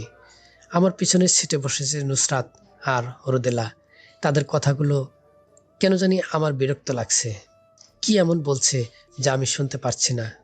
রোদেলা কি নুসরাতের কাছে আমার কথা বদনাম করছে, কিংবা নুসরাত রোদেলার কাছে? এই দুইজন মানুষের কাছে তো আমি ভালো মানুষ না। এই দুইজন মানুষ আমাকে কেন জানি আপন ভাবতে পারে না, অথচ আমি দুজনকে আপন ভাবতে চাই। নুসরাতকে একসময় কতই না ভালোবাসতাম, নিজের করে চাইতাম, কিন্তু সে আমাকে বোঝেনি, তাই তাকে আমার খাঁচা থেকে মুক্ত করে দিয়েছি। আর এখন রোদেলাকে যখন নিজের মনের খাঁচায় বন্দি করতে চাইছি, তখন সে ডানা মেলে আকাশে উঠতে চাইছে।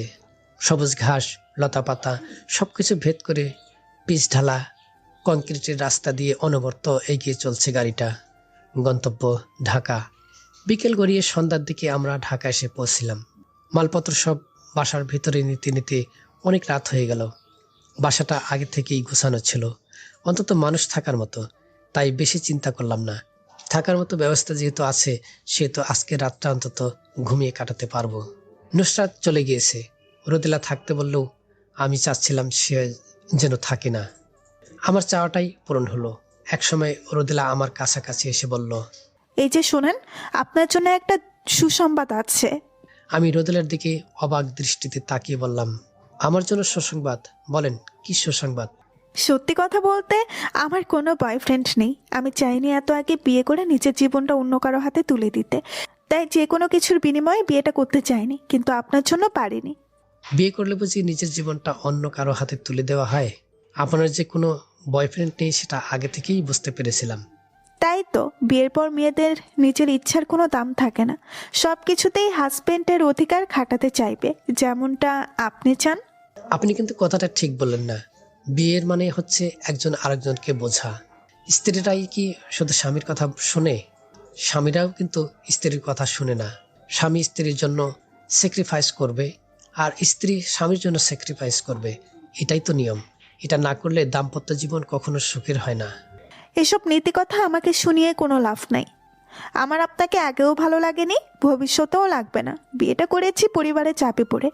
সবসময় শুধু শুনে এসেছি অনেক মেয়ে আছে যারা শুধুমাত্র ফ্যামিলি চাপে নিজের ভালোবাসার মানুষটাকেও ছেড়ে দেয়। যদিও আমার কোনো ভালোবাসার মানুষ ছিল না, তবে আমি আমার নিজের জীবনটা কুরবানি দিয়েছি নিজের হাতে, শুধুমাত্র পরিবারের জন্য। আমি আপনাকে বলেছিলাম না, আমার বিয়ে করলে ইহকাল আপনি নরক যন্ত্রণা ভোগ করবেন। প্রস্তুত হন আমার খারাপ রূপ দেখার জন্য। আমি কতটা খারাপ সেটা আপনি ভাবতেও পারবেন না। এইখানে যাই করি না কেন কেউ দেখতে পারবে না, জানতে পারবে না। অত্যাচার কাকে বলে আপনি বুঝতে পারবেন। আমার হৃদয়ে কখনোই আপনি জায়গা পাবেন না। আর একটা কথা, আমি আপনাকে রান্না করে খাওয়াতে পারবো না। রান্না করে খাওয়ার জন্য আমি আপনার কাজের মেয়ে না। আমি কোনো কথা না বলে রোদেলার ঠোঁটে চুমু খাই। জীবনে প্রথম কোনো মেয়ের ঠোঁটের স্পর্শ নিলাম। সবসময় সিনেমায় দেখে এসেছি জোর করে আদর করতে, জোর করে ভালোবাসতে, কিন্তু কখনো ভাবিনি আমিও কাউকে জোর করে আদর করব। আমি রোদেলাকে বললাম, অত্যাচার কি শুধু আপনিই করতে পারেন? আমি পারি না? এই যে আমি আপনাকে জোর করে চুমু খেলাম, এটা আপনি কাউকে বলতে পারবেন না।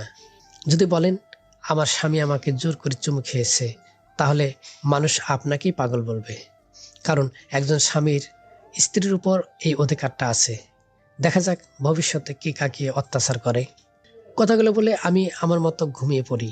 মেয়েটার অসহায় রাগান্বিত চেহারাটা দেখতে ইচ্ছে করছিল না, তাই তার দিকে না তাকিয়ে মুখটা ঢেকে ঘুমের ঘুরে তলিয়ে যাই। জীবনটা কি থেকে কি হয়ে গেল বুঝতে পারলাম না। ভেবেছিলাম বিয়ের পর বউকে ভালোবেসে অতীতের সব কিছু মন থেকে মুছে ফেলবো, নতুন করে নিজের জীবনটাকে রঙিন করে রাঙাবো। যদিও আমার মনে হয় আমি অতীতের সব কিছু ভুলে গিয়েছি, তবু কিছু কিছু স্মৃতি থাকে যেগুলো জীবন থেকে কখনো মুছে ফেলা যায় না। কিন্তু আমি মুছে ফেলেছিলাম অতীতের সব স্মৃতি। তবু আমি আমার সাদা কালো জাঁকজমকহীন সাধারণ জীবনটাকে রঙিন করতে পারিনি। তাহলে কি নুসরাতের কথায় সত্য? আমি এখনো নিজেকে কারোর সাথে মানিয়ে নিতে পারবো না? কি নেই আমার? দেখতে শুনতে ভালো, চলাফেরায় আচার আচরণে সবকিছুতেই ভালো, মানুষ হিসেবে ভালো, জীবনে প্রতিষ্ঠিত সফল একজন মানুষ। তবু আমি রোদেলাকে আপন করে নিতে ব্যর্থ। তার মনের মতো না, সে আমাকে ভালোবাসতে চায় না, কাছে টানতে চায় না। মেয়েরা আসলে কেমন ছেলে পছন্দ করে খুব করে জানতে ইচ্ছে করে আমার। রোদেলা কি চাইলে আমাকে ভালোবেসে তার বুকে আশ্রয় দিতে পারে না? তাহলে সে কেন এমন করে আমার জানা নেই। সে কি জানে না আমি ভালোবাসার কাঙ্গাল? আমি তার থেকে ভালোবাসা পেতে চাই, তাকে ভালোবাসা দিতে চাই। আমার হৃদয়ে সমস্ত মধু আহরণের দায়িত্ব আমি তাকে দিতে চাই। কিন্তু আমি যতই তার কাছে যেতে চাই, সে ততই আমার থেকে দূরে যেতে চায়। সেদিনের পর থেকে সে আমার সাথে কথা বলা পুরোপুরি বন্ধ করে দিয়েছে। পুরোপুরি মানে একদমই। বিগত 7 দিন ধরে আমাদের দুজনের কোনো কথা হয় না। আপনার আপনজন যখন আপনার আশেপাশে থাকবে, আপনার সাথে প্রতিনিয়ত দেখা হবে কিন্তু কোনো কথা হবে না, তখন খুব খারাপ লাগবে। মনে হবে নীরবে শাস্তি দিয়ে যাচ্ছে মানুষটা। এক ছাদের নিচে বাস করলেও রোদেলা আমার থেকে যোজন যোজন দূরত্ব বিরাজ করে চলেছে প্রতিনিয়ত। যদিও ওই দিন আমার এইভাবে তাকে চুমু খাওয়া উচিত হয়নি, তবে এমনটা না করে উপায় ছিল না। এটা করার কারণে অন্তত সে আমাকে একটু হলেও ভয় পাবে। এটা যদি না করতাম তাহলে হয়তো সে এমন কিছু করত যেটা আমি কল্পনা করতে পারতাম না। কিন্তু সে এখন সেটা করতে পারবে না, কারণ তার মনে হয়তো ভয় ঢুকে গেছে।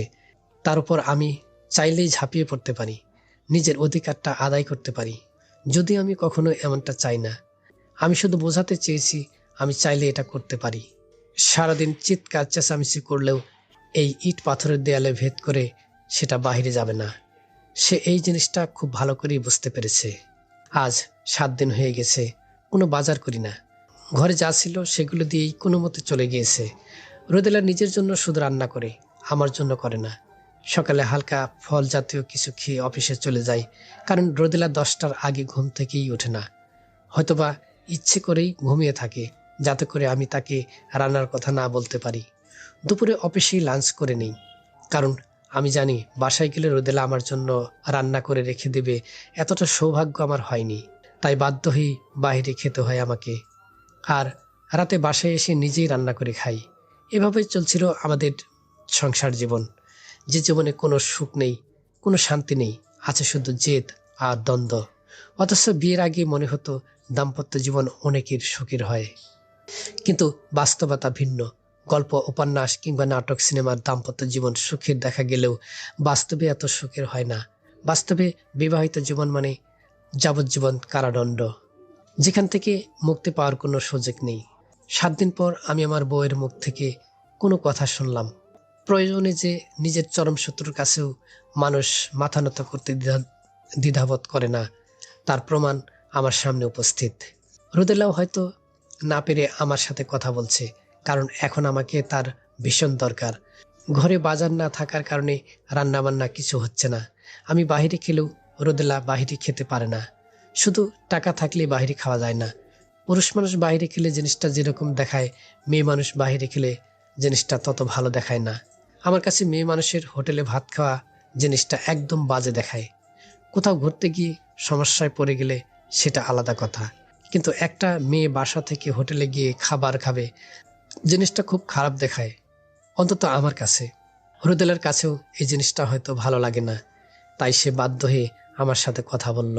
আপনি বাজার করছেন না কেন? প্রথম দিন তো খুব বাজার করলেন, আমাকে একা রেখে রাতে বাজার করতে চলে গিয়েছিলেন, আর এখন কোনো কিছু না থাকার পরেও কেন বাজার করছেন না? সেদিনের ব্যাপার আর আজকের ব্যাপার অনেক আলাদা। সেদিন রান্না করার মানুষ ছিল, কিন্তু আজ নেই। সেদিনের আপনি আর আজকের আপনির মধ্যে অনেক পার্থক্য। যেহেতু আপনি শুধু নিজের জন্য রান্না করবেন, নিজে খাবেন, সেহেতু বাজারটা আপনি করবেন। আমি টাকা দিচ্ছি, আপনার দরকার হলে আপনি বাজারে যান, যা ইচ্ছে বাজার করে নিয়ে আসেন। আপনি তো খুব খারাপ মানুষ। মেয়ে হয়ে বাজারে যাব আমি? আপনি নাকি অনেক দায়িত্বশীল পুরুষ, তো কোথায় গেল আপনার দায়িত্ব? একটা মেয়েকে না খেয়ে রেখে নিজেকে দায়িত্ববান পুরুষ ভাবছেন? দায়িত্ব তো আর নিতে দেননি, নিতে দিলে কি আর এরকম করতেন? কীরকম করি? আপনি যে কাজটা ওই দিন করেছেন তার জন্য আপনার সাথে কথা বলাই উচিত না। একটা নিরীহ মেয়েকে একা পেয়ে কি কাজটাই না করলেন, সেটা মনে হলেই আপনার জন্য আমার মনে প্রচণ্ড ঘৃণা কাজ করে। আপনি আমাকে হাসালেন? আপনি নিরীহ? আপনাকে নিরীহ বলা হলে পৃথিবীর সমস্ত নিরীহ মেয়েদেরকে অপমান করা হবে। আপনার ভিতরে জিলাপির প্যাঁচ ব্যতীত কিছু নেই। ওই দিনের ঘটনাটা ভুলে গেলেই পারেন। শুধু শুধু মনে করে আমাকে ঘৃণা করার কোনো দরকার নেই। হাজব্যান্ডকে ভালোবাসতে হয়, ঘৃণা করতে হয় না। আপনি বাজার করে নিয়ে আসুন, আমি দুজনের জন্যই রান্না করব। আপনাকে কিভাবে বিশ্বাস করব? এখনো বিশ্বাস না করার কি আছে? আমি বললাম তো রান্না করলে দুজনের জন্যই করব। আপনি যদি বাজার না করেন তাহলে আমি বাসায় ফোন দিব, বলবো আপনি আমাকে না খাইয়ে রেখেছেন। তখন আপনি তাদের সাথে কথা বললেন। কথা না বাড়িয়ে আমি বাজার করতে বেরিয়ে গেলাম। মেয়েটার জন্য অনেক মায়া লাগছে। সে সকাল থেকে না খেয়ে আছে, যদিও আমি কিছু খাইনি, তবে নিজের জন্য খারাপ লাগছে না। অতীতে টানা 2 দিন পর্যন্ত না খেয়ে কাটানোর অভ্যাস আছে আমার, তাই একবেলা দুবেলা না খেলে খুব বেশি কষ্ট হয় না আমার। যতটা সম্ভব বেশি করেই বাজার নিয়ে আসলাম। বাজার নিয়ে আসার সাথে সাথেই রোদেলা রান্না শুরু করে দিল। শুরু করে দিল। আমি ভাবলাম কত ক্ষুধাই না জানি লেগেছে, আমার আরো আগে বাজার করা উচিত ছিল। এভাবে একটা মেয়েকে না খাইয়ে রাখা আসলেই কোনো দায়িত্ববান পুরুষের কাজ না। আমি রান্নাঘরে যেতেই রোদেলা বলল, আপনি এখানে কেন? আমারও অনেক ক্ষুধা লেগেছে, তাই সহ্য হচ্ছে না, তাড়াতাড়ি রান্না করুন না। আপনি তো খুব স্বার্থপর একজন মানুষ। কি এমন করলাম যে হঠাৎ করে আমাকে সেলফিশ মানুষ মনে হলো? আপনি জানেনই তো আমি সকাল থেকেই না খেয়ে আছি। তাহলে বাইরে যেহেতু গিয়েছিলেন খাওয়ার জন্য, কিছু নিয়ে আসলেই তো পারতেন, কিন্তু তা করেননি। আপনি তো ঠিকই খেয়ে এসেছেন মনে হয়। আমার মনে ছিল না, আপনি বললেই তো হতো। তাহলে নিয়ে আসতাম। এগুলো বলতে হয় না, আমি আপনার জন্য রান্না করব না। যা রান্না করেছি সেটা দিয়ে আমারই হবে নাকি কে জানে। আমি খাওয়ার পর বাঁচলে আপনি খাবেন, না হলে আপনি নিজেই রান্না করে খাবেন।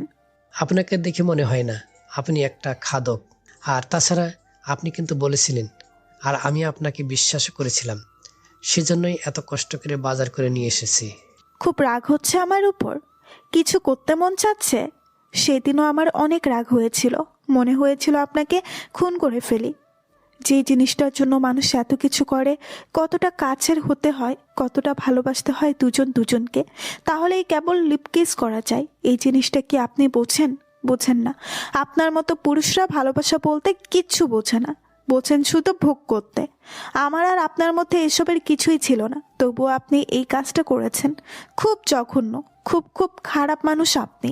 আজও যদি এমন কিছু করি? করেন, আমি প্রস্তুত। চুমু খাবেন তো? খেতে পারেন, সমস্যা নেই। আমি না করব না। যে জিনিসটা এত যত্ন করে রেখেছিলাম নিজের ভালোবাসার মানুষের জন্য, ভেবেছিলাম পৃথিবীর অন্য কোনো পুরুষ সেখানে কখনো কোনোদিনও অধিকার প্রতিষ্ঠা করতে পারবে না, কিন্তু আপনি সেটাকে অপবিত্র করে দিয়েছেন, অবৈধভাবে নিজের অধিকার প্রতিষ্ঠা করেছেন। এখন আর আগের মতো যত্ন করার কোনো মানেই হয় না। আপনার জন্য উন্মুক্ত, চাইলে ব্যবহার করতে পারেন। আমি স্তব্ধ হয়ে রোদেলার মুখের দিকে তাকিয়ে রইলাম। দিন যত যাচ্ছে এই মেয়েটাকে তত ডেঞ্জারাস মনে হচ্ছে আমার কাছে, অথচ এই মেয়েটা নিজেকে নিরীহ দাবি করে। আমি রোদেলার এমন করাটা মেনে নিতে পারছি না। সে কেন এমন করছে সেটাও বুঝতে পারছি না। সে না আমাকে ভালোবাসে, নিজের স্বামী হিসেবে স্বীকৃতি দিচ্ছে, না আমার কাছ থেকে ডিভোর্স চাইছে। সে আমার সাথে থাকতে চায়, অথচ আমাকে স্বামী হিসেবে মানতে চায় না। শুধু নিজের সুবিধার জন্য সে এমন করছে নাকি ভবিষ্যতে তার কোনো মাস্টার প্ল্যান আছে, সেটাও আন্দাজ করতে পারছি না।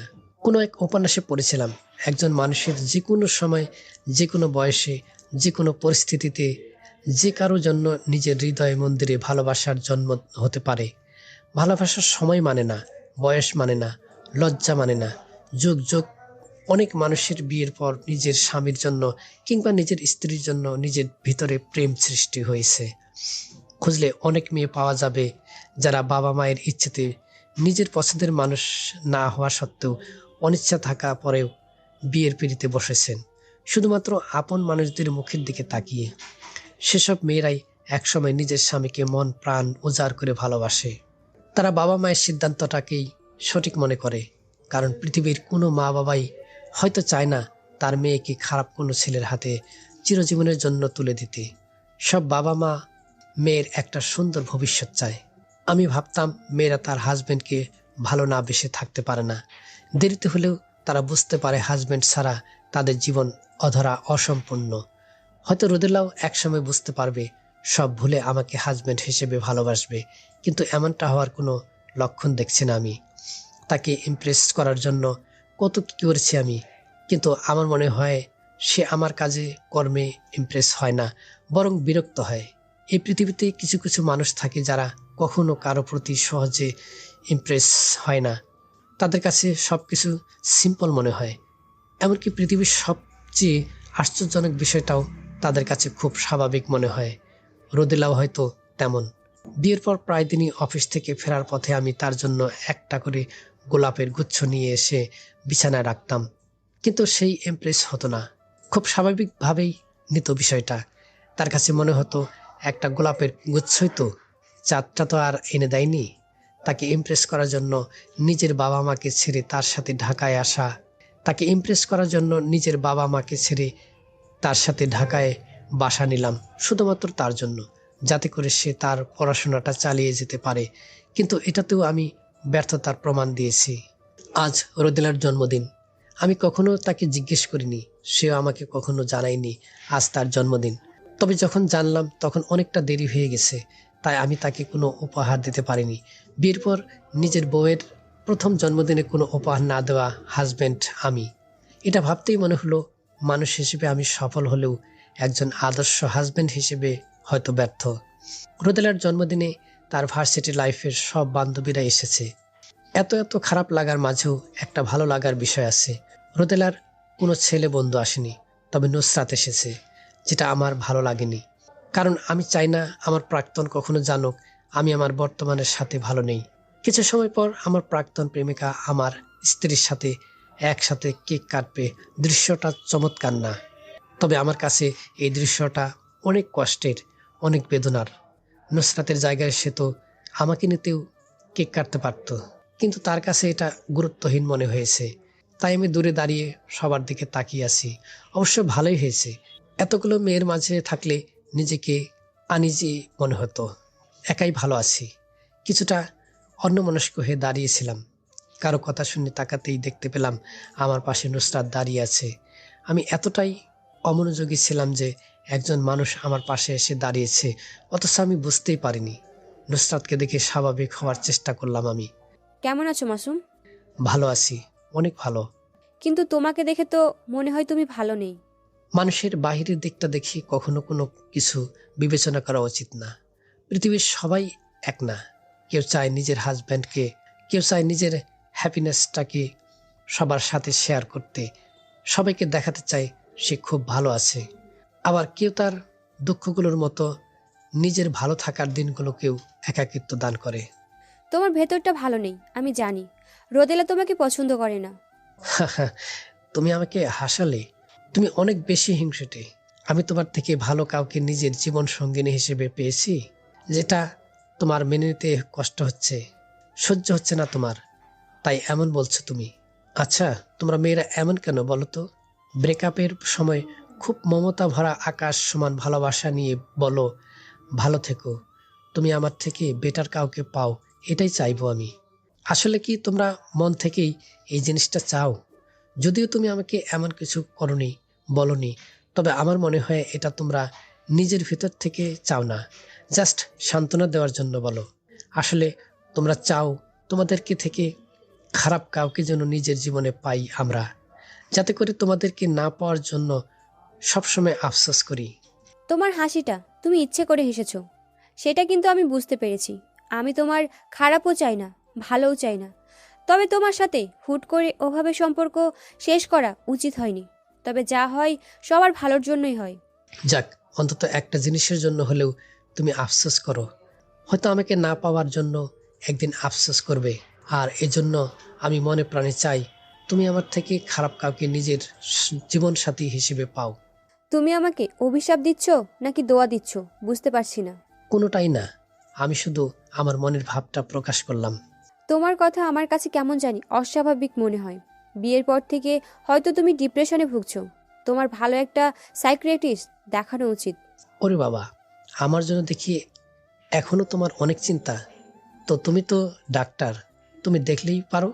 ডাক্তার বলেই তো মানুষের ভেতরটা পড়তে পারি। তোমার ভেতরের সত্তাটা বলে দিচ্ছে তুমি ভালো নেই। সেদিন তাহলে আমার ভেতরটা কেন পড়তে পারোনি? যদি পড়তে পারতে তাহলে এত সহজেই 3 বছরের সম্পর্কটা শেষ করতে না। সো এসব আজাইরা লজিকের কথা বাদ দাও। কিছু কিছু জিনিস থাকে যেগুলোর জন্য অন্য মানুষ তো দূরের কথা, নিজেই কখনো বুঝতে পারে না কেন সে এমন করে।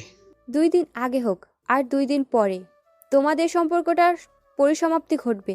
রোদেলাকে আমি চিনি। সে ছোট থেকেই তার সাথে থেকে এসেছি। তার প্রথম যে জিনিসটা পছন্দ হয় না, সেটা পরেও কোনোদিন পছন্দ হয় না। সো ভবিষ্যতে তোমাদের ডিভোর্স নিশ্চিত। অথচ ভবিষ্যতে আমি আমার হাজব্যান্ডকে নিয়ে যুগ যুগ ধরে সুখে শান্তিতে বসবাস করব। তাহলে ভেবে দেখো, আফসোসটা কার হবে, তোমার নাকি আমার? তুমি তোমার বউকে ভালোবেসে ধরে রাখতে পারবে না, বাট আমি আমার হাজব্যান্ডকে ভালোবাসার সমুদ্রে ডুবিয়ে রাখবো। আরেকটা কথা সব সময় মনে রাখবে, রোদেলা কিন্তু আমারই বোন। তাকে আমি তোমার কথা কিছুই বলিনি।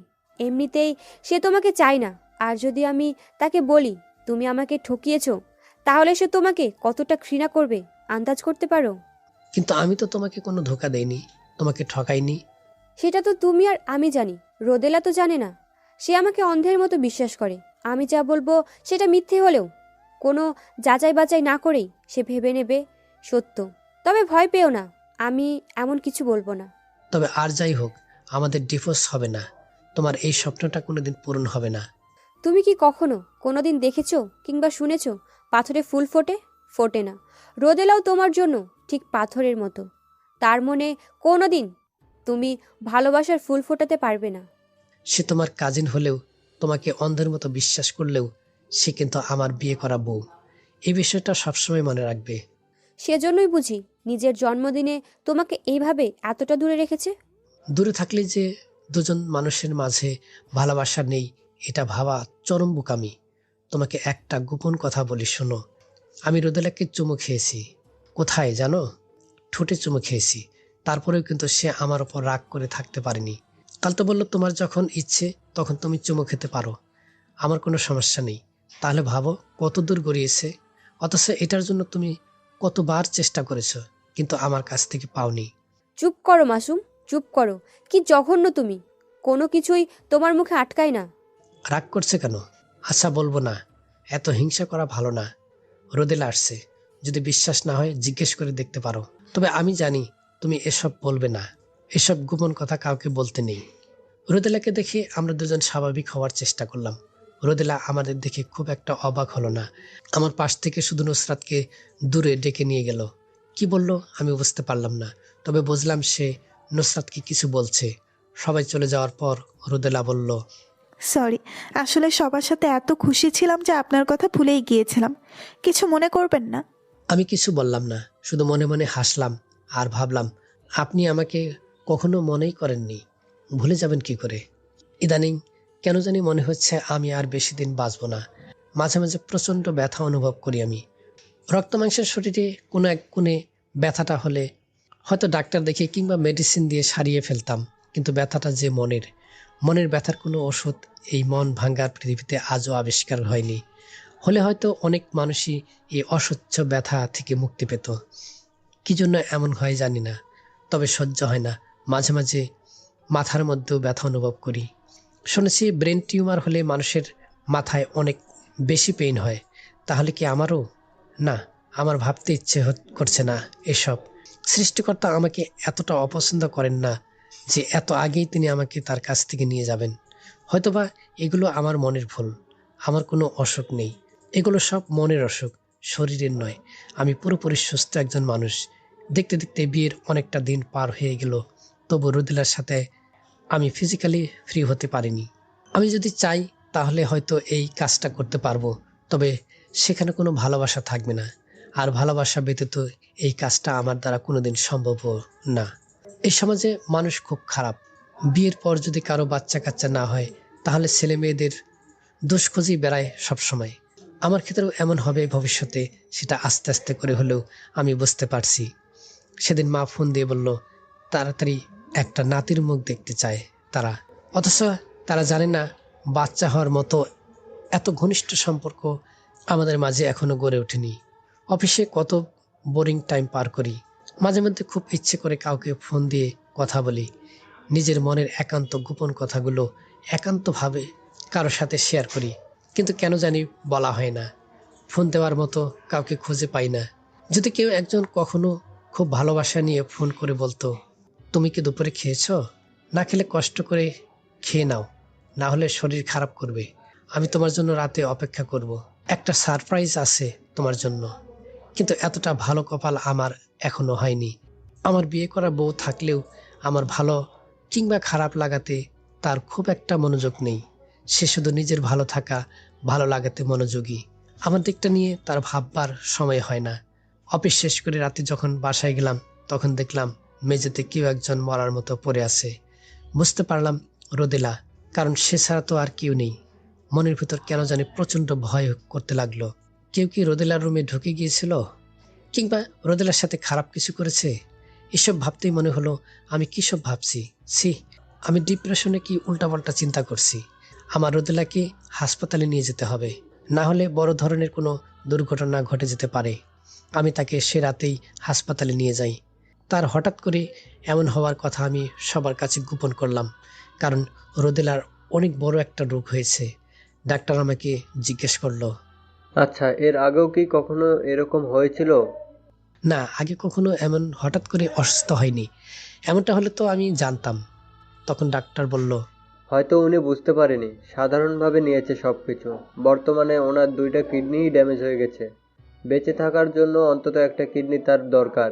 আর সবচেয়ে বড় সমস্যা হলো তার রক্তের গ্রুপ A নেগেটিভ।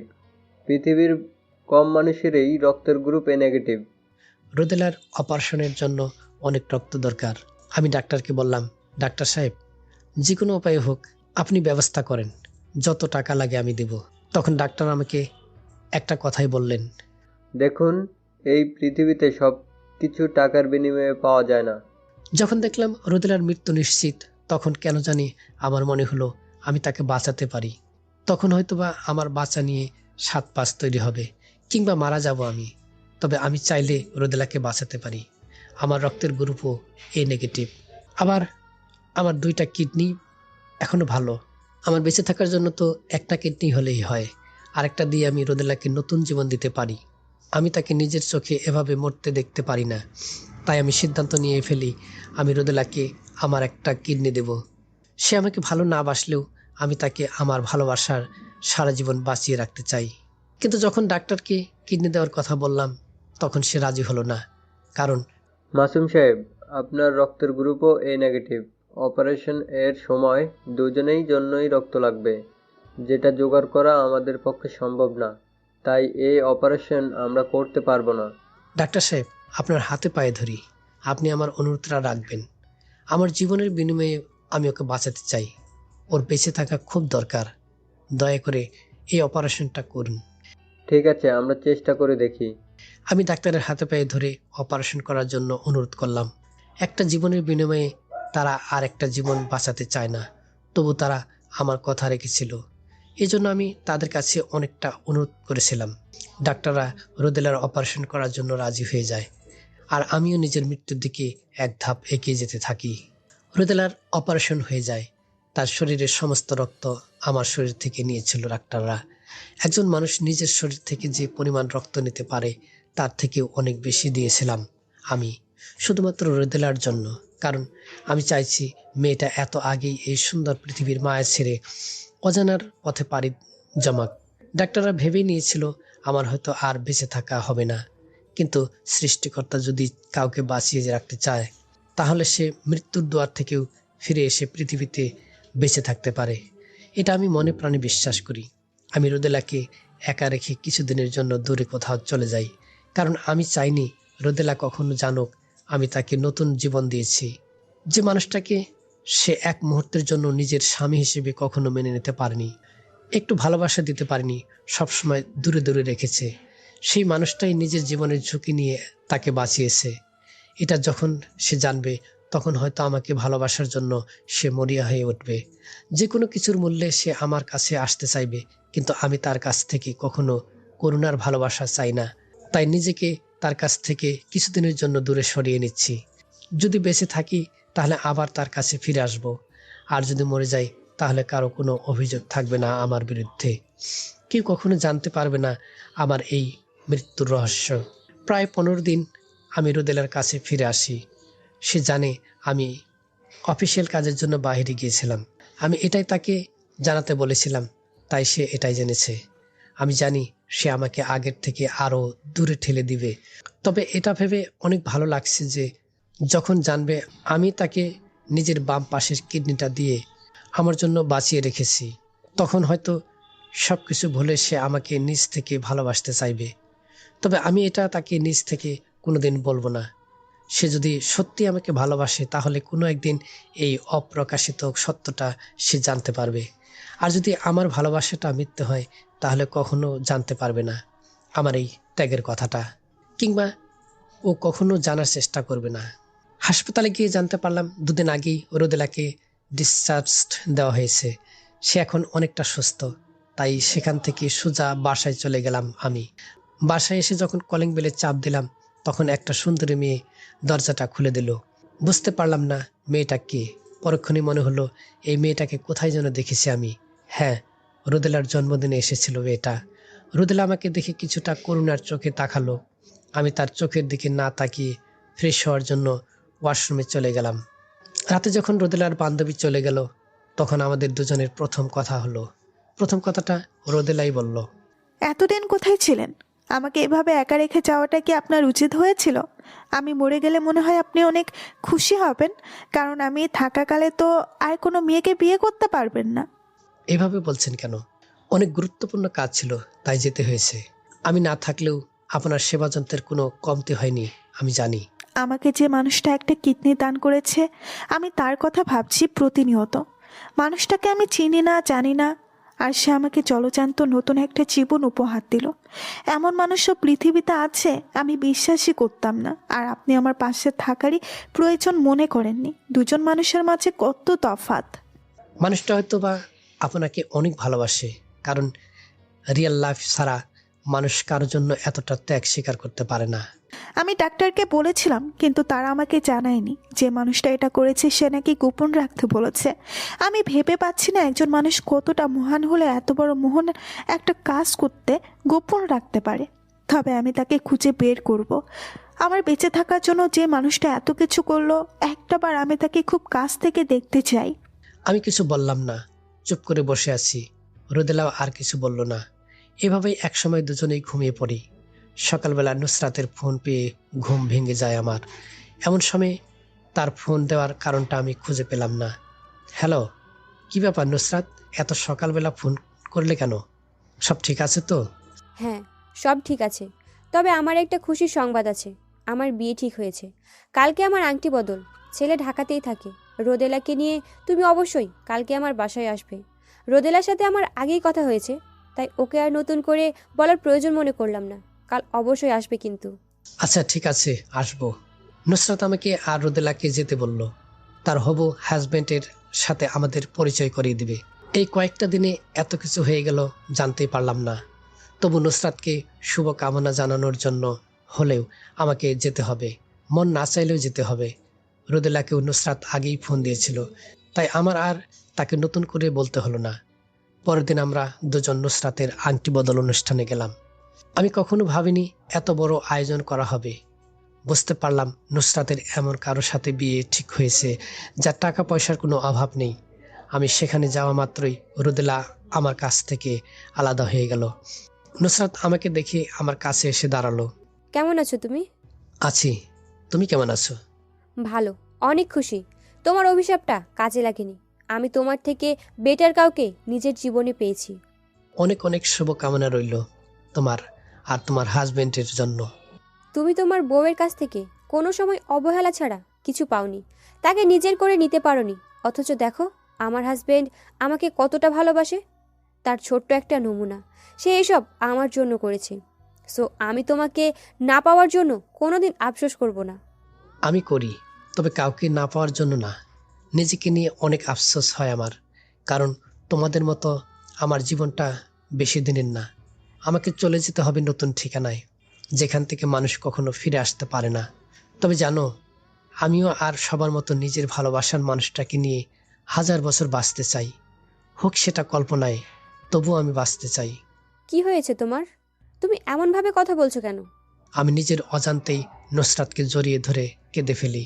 আমি কেন জানি নিজের চোখের পানিটাকে ধরে রাখতে পারলাম না।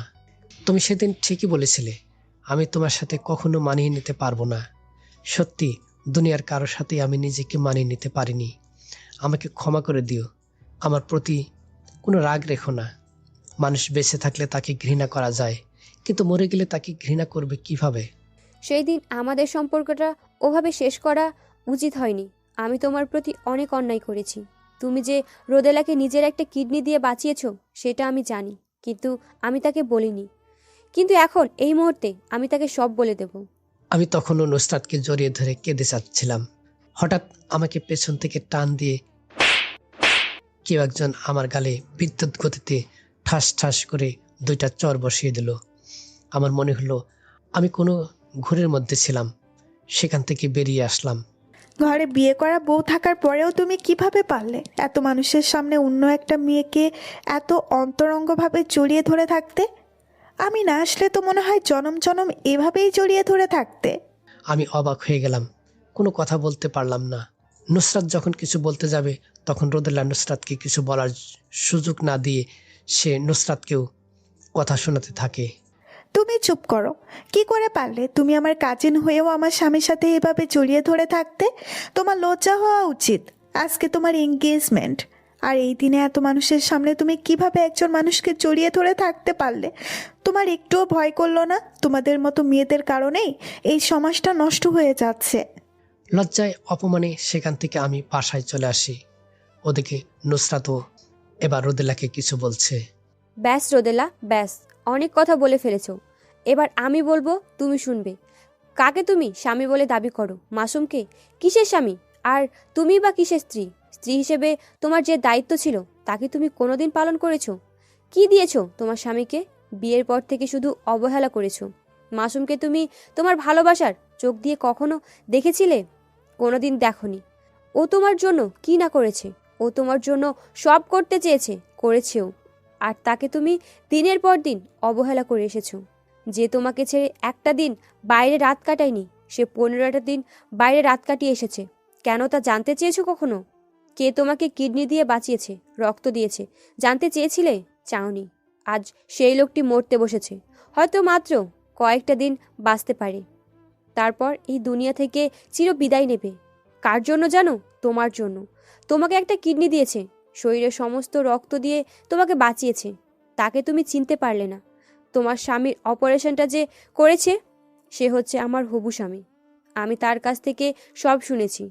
একজন ভালোবাসার মানুষের জন্য যে নিজের জীবনও দিতে পারে, এমন মানুষ খুব কমই দেখা যায়। তার মধ্যে একজন এই মাসুম। আজ তার গায়েও তুমি হাত তুলতে দ্বিধাবোধ করলে না। এত সব ঘটনা ঘটে গেছে, তোমরা আমার কাছে বলনি কেন? কেন আমার কাছে গোপন রেখেছো? আমি কি এতটা খারাপ ছিলাম যে আমার কাছে তোমরা বলতে পারলে না আমি আমার স্বামীকে মরতে দেব না? আমার জীবনের বিনিময় হলেও আমার ভালোবাসাকে বাঁচিয়ে রাখবো। রোদেলা আর এক মুহূর্ত দেরি না করে ছুটে আসছে আমার বাসার দিকে। ঠিক সেই সময় আমার বাবা মা, রোদেলার বাবা মা, তারা সবাই নুসরাতের এনগেজমেন্টের অনুষ্ঠানে এসে পৌঁছেছে। নুসরাতের মুখে আমার সব কথা শুনে তারাও আমার বাসায় ছুটে আসছে। আমি বাসায় আসার কিছুক্ষণ পরেই দেখছিলাম রোদেলা দৌড়ে চলে এসেছে। বুঝতে পারলাম সে সব কিছু জেনে গেছে। আমাকে জড়িয়ে ধরে কান্না করছে আর বলছে, কেন এমন কাজ করলে বলো? কেন কেন একজন মানুষ কিভাবে এতটা ভালোবাসতে পারে? আর আমি তোমাকে সব সময় ঘৃণা করতে চেয়েছি। কেন আমার মতো স্বার্থপর মেয়েকে এত ভালোবাসতে গেলে? আমি তোমার ভালোবাসার মূল্য দিতে পারিনি। আমার জন্য তুমি এত কিছু করেছো, কেন একবারও বললে না আমাকে? আমি কিছু বলতে পারছিলাম না। রোদেলার কান্নারত কণ্ঠটা শুনতে থাকি। তার জলে ভেজা চোখটা জানান দিয়ে যাচ্ছে সে অনুতপ্ত, সে ভুল করেছে। আমি সব সময় তোমাকে ছেড়ে যাওয়ার কারণ খুঁজতাম, আর তুমি আমাকে নিজের কাছে রাখার জন্য নিজের জীবনটাও বাজে লাগিয়েছিলে। তুমি কি মনে করেছো তুমি আমাকে ছেড়ে যেতে চাইলেই আমি তোমাকে যেতে দিব? উপরওয়ালার ওপর আমাদের কারো হাত নেই। কি হয়েছে তোমার? তুমি এমন করছো কেন? বলো আমাকে। কয়েকটা ঘুমের ওষুধ খেয়েছি। এত যন্ত্রণা নিয়ে ঘুমানো যায় না, বাট আমাকে যে ঘুমাতে হবে। তবে ভয় পেও না, আমি আত্মহত্যা করব না। আত্মহত্যা করার মতো কাপুরুষ আমি নই। রোদেলা আমার গালে তার নরম দুইটা হাত রাখে। আমি বুঝতে পারি, অনুভব করি তার শীতল স্পর্শ। আমি তোমাকে অনেক কষ্ট দিয়েছি না? আমি খুব খারাপ মেয়ে। তুমি আমাকে কষ্টগুলো ফিরিয়ে না দিয়ে আমাকে ছেড়ে যেতে পারবে না। তুমি আমাকে একটা সুযোগ দাও, শুধু একটাবার সুযোগ দাও। আমি তোমাকে পৃথিবীর সব ভালোবাসা দিব। আমার ভালোবাসা দিয়ে আমি তোমার সব কষ্ট ভুলিয়ে দেব। আমাকে এইভাবে ছেড়ে তুমি যেতে পারো না। হয়তোবা সৃষ্টিকর্তা চান না আমরা দুজন পৃথিবীর বুকে একে অপরকে ভালোবেসে হাজার বছর বেঁচে থাকি। মৃত্যুর পরেও কিন্তু ভালোবাসা যায়। আমি যদি মরে যাই, তাহলে তুমি তোমার অধরা স্বপ্নগুলো পূরণ করে দিও। তুমি বলেছিলে না, আমার সাথে বিয়ে হওয়ার কারণে তুমি তোমার স্বপ্নগুলো পূরণ করতে পারবে না। কিন্তু এখন আর সেই বাধা থাকবে না। পরের জন্মে আমি তোমাকে আমার সৃষ্টিকর্তার কাছে চেয়ে নিব। আমি জানি সেদিন আমাকে আমার পালনকর্তা না করতে পারবে না। তবে জানো, আমার খুব ইচ্ছে ছিল তোমাকে ভালোবেসে শক্ত করে জড়িয়ে ধরে আজীবন বেঁচে থাকবো। আমার প্রথম ভালোবাসা নুসরাত হলেও আমি তাকে ভুলে গিয়েছিলাম। তোমাকে নিজের করে নিতে চেয়েছিলাম, ভালোবেসেছিলাম, কিন্তু তোমাকেও আমার পাওয়া হলো না। জীবনে দুইজন মানুষকে ভালোবাসতাম, অথচ একজন মানুষকেও নিজের করে নিতে পারলাম না। এতটাই অভাগা আমি। রোদেলা আমাকে শক্ত করে জড়িয়ে ধরে কাঁদছে, আমি বুঝতে পারছি। এমন সময় মা আমাকে জড়িয়ে ধরে কান্না করছে আর বলছে, এ কি করলি বাবা? এত কিছু হয়ে গেল তা আমাদেরকে একবারও জানালি না? তোর কিছু হয়ে গেলে আমরা কি নিয়ে বাঁচবো? তোকে ছাড়া আমরা বাঁচবো না। ওগো দেখো, আমার ছেলে কেমন জানি করছে, ওর চোখ বন্ধ হয়ে আসছে। ওকে তোমরা হসপিটালে নিয়ে চলো। আমার ছেলেকে বাঁচাও, আমার ছেলেকে তোমরা বাঁচাও, ওর কিছু হলে আমি মরে যাব। সবাই আমার পাশে দাঁড়িয়ে কান্না করছে। তাদের কান্নার শব্দ আমার কানে কিছুটা ভেসে আসছে, তবে আমার চোখের আলোটাও ঘুমের কারণে নিভে যাচ্ছে। আমি বেহুশ হয়ে গেলাম। আমাকে হসপিটালে নিয়ে যাওয়া হলো। ওদিকে রোদেলা নুসরাতের হবু স্বামী আর নুসরাতের পায়ে পড়ে কেঁদে কেঁদে বলতে থাকে, নুসরাত, তুমি না ডাক্তার, আর তোমার হবু স্বামীও তো ডাক্তার। আমি তোমাদের পায়ে পড়ছি, আমার স্বামীকে বাঁচাও। আমি আমার স্বামীকে মরতে দেব না। আমি ওর দেওয়া কিডনি আর রক্ত চাই না। আমি এই জীবন রাখতে চাই না। আমার সব রক্তবিন্দু দিয়ে ওকে বাঁচাতে চাই। আমি ওকে মরতে দেব না। ও মরে গেলে আমিও বাঁচবো না, আমিও মরে যাব। দয়া করে তোমরা যে কোনো একটা ব্যবস্থা করো, আমার স্বামীকে তোমরা বাঁচাও। মা, বাবা, তোমরা চুপ করে আছো কেন? আমি মাসুমকে ছাড়া বাঁচবো না মা, আমি ওকে ছাড়া বাঁচবো না। আমার বাবাও ডাক্তারকে বলছে, ডাক্তার বাবা, যত টাকা লাগে আমি দেব, তোমরা রক্তের ব্যবস্থা করো। আমার ছেলে মরে গেলে সত্যি আমরা মরে যাব। আঙ্কেল, টাকার কথা চিন্তা করছি না, কিন্তু কথা হলো রক্ত তো কোথাও পাওয়া যাচ্ছে না। আপনারা ধৈর্য ধরেন, দেখি আমরা কি করতে পারি। আর আল্লাহর উপর ভরসা রাখেন। আল্লাহ চাইলে আমাদের এই বিপদ থেকে তিনিই উদ্ধার করতে পারেন। পরের দিন বিকেলে ঘুম থেকে জেগে কারো কান্নার শব্দ শুনতে পাই। মনে হলো অনুভূতিরা গুমরে গুমরে কাঁদছে, কিন্তু না, রোদেলা আমাকে জড়িয়ে ধরে কাঁদছে। সেও হয়তো বুঝতে পেরেছে আর কিছুদিন পর আমি এই পৃথিবী ছেড়ে চলে যাব। আমার মনের অসুখের থেকে এখন শরীরের অসুখটাই বেশি। আমাদেরকে যখন কেউ খুব ভালোবাসতে চায়, তখন আমরা তার ভালোবাসাটা অনুধাবন করতে পারি না। তার ভালোবাসাটাকে তুচ্ছ মনে হয়, অবহেলা করি। কিন্তু সেই মানুষটা যখন চলে যায়, তখন আমরা তার ভালোবাসার গভীরতা বুঝতে পারি, কিন্তু তখন অনেকটা দেরি হয়ে যায়। রোদেলাও হয়তো আমার ভালোবাসাটা বুঝতে পেরেছে, কিন্তু সে অনেকটা দেরি করে ফেলেছে। আবারও আমার চোখ জোড়া বন্ধ হয়ে গেল। সবাই আমার চারপাশে দাঁড়িয়ে আছে আর কান্না করছে। কিছুক্ষণ পর ডাক্তার এসে আমার বাবাকে বলল, আঙ্কেল, আমরা কোথাও রক্ত খুঁজে পেলাম না। মনে হয় মাসুম ভাইকে আর বাঁচাতে পারবো না।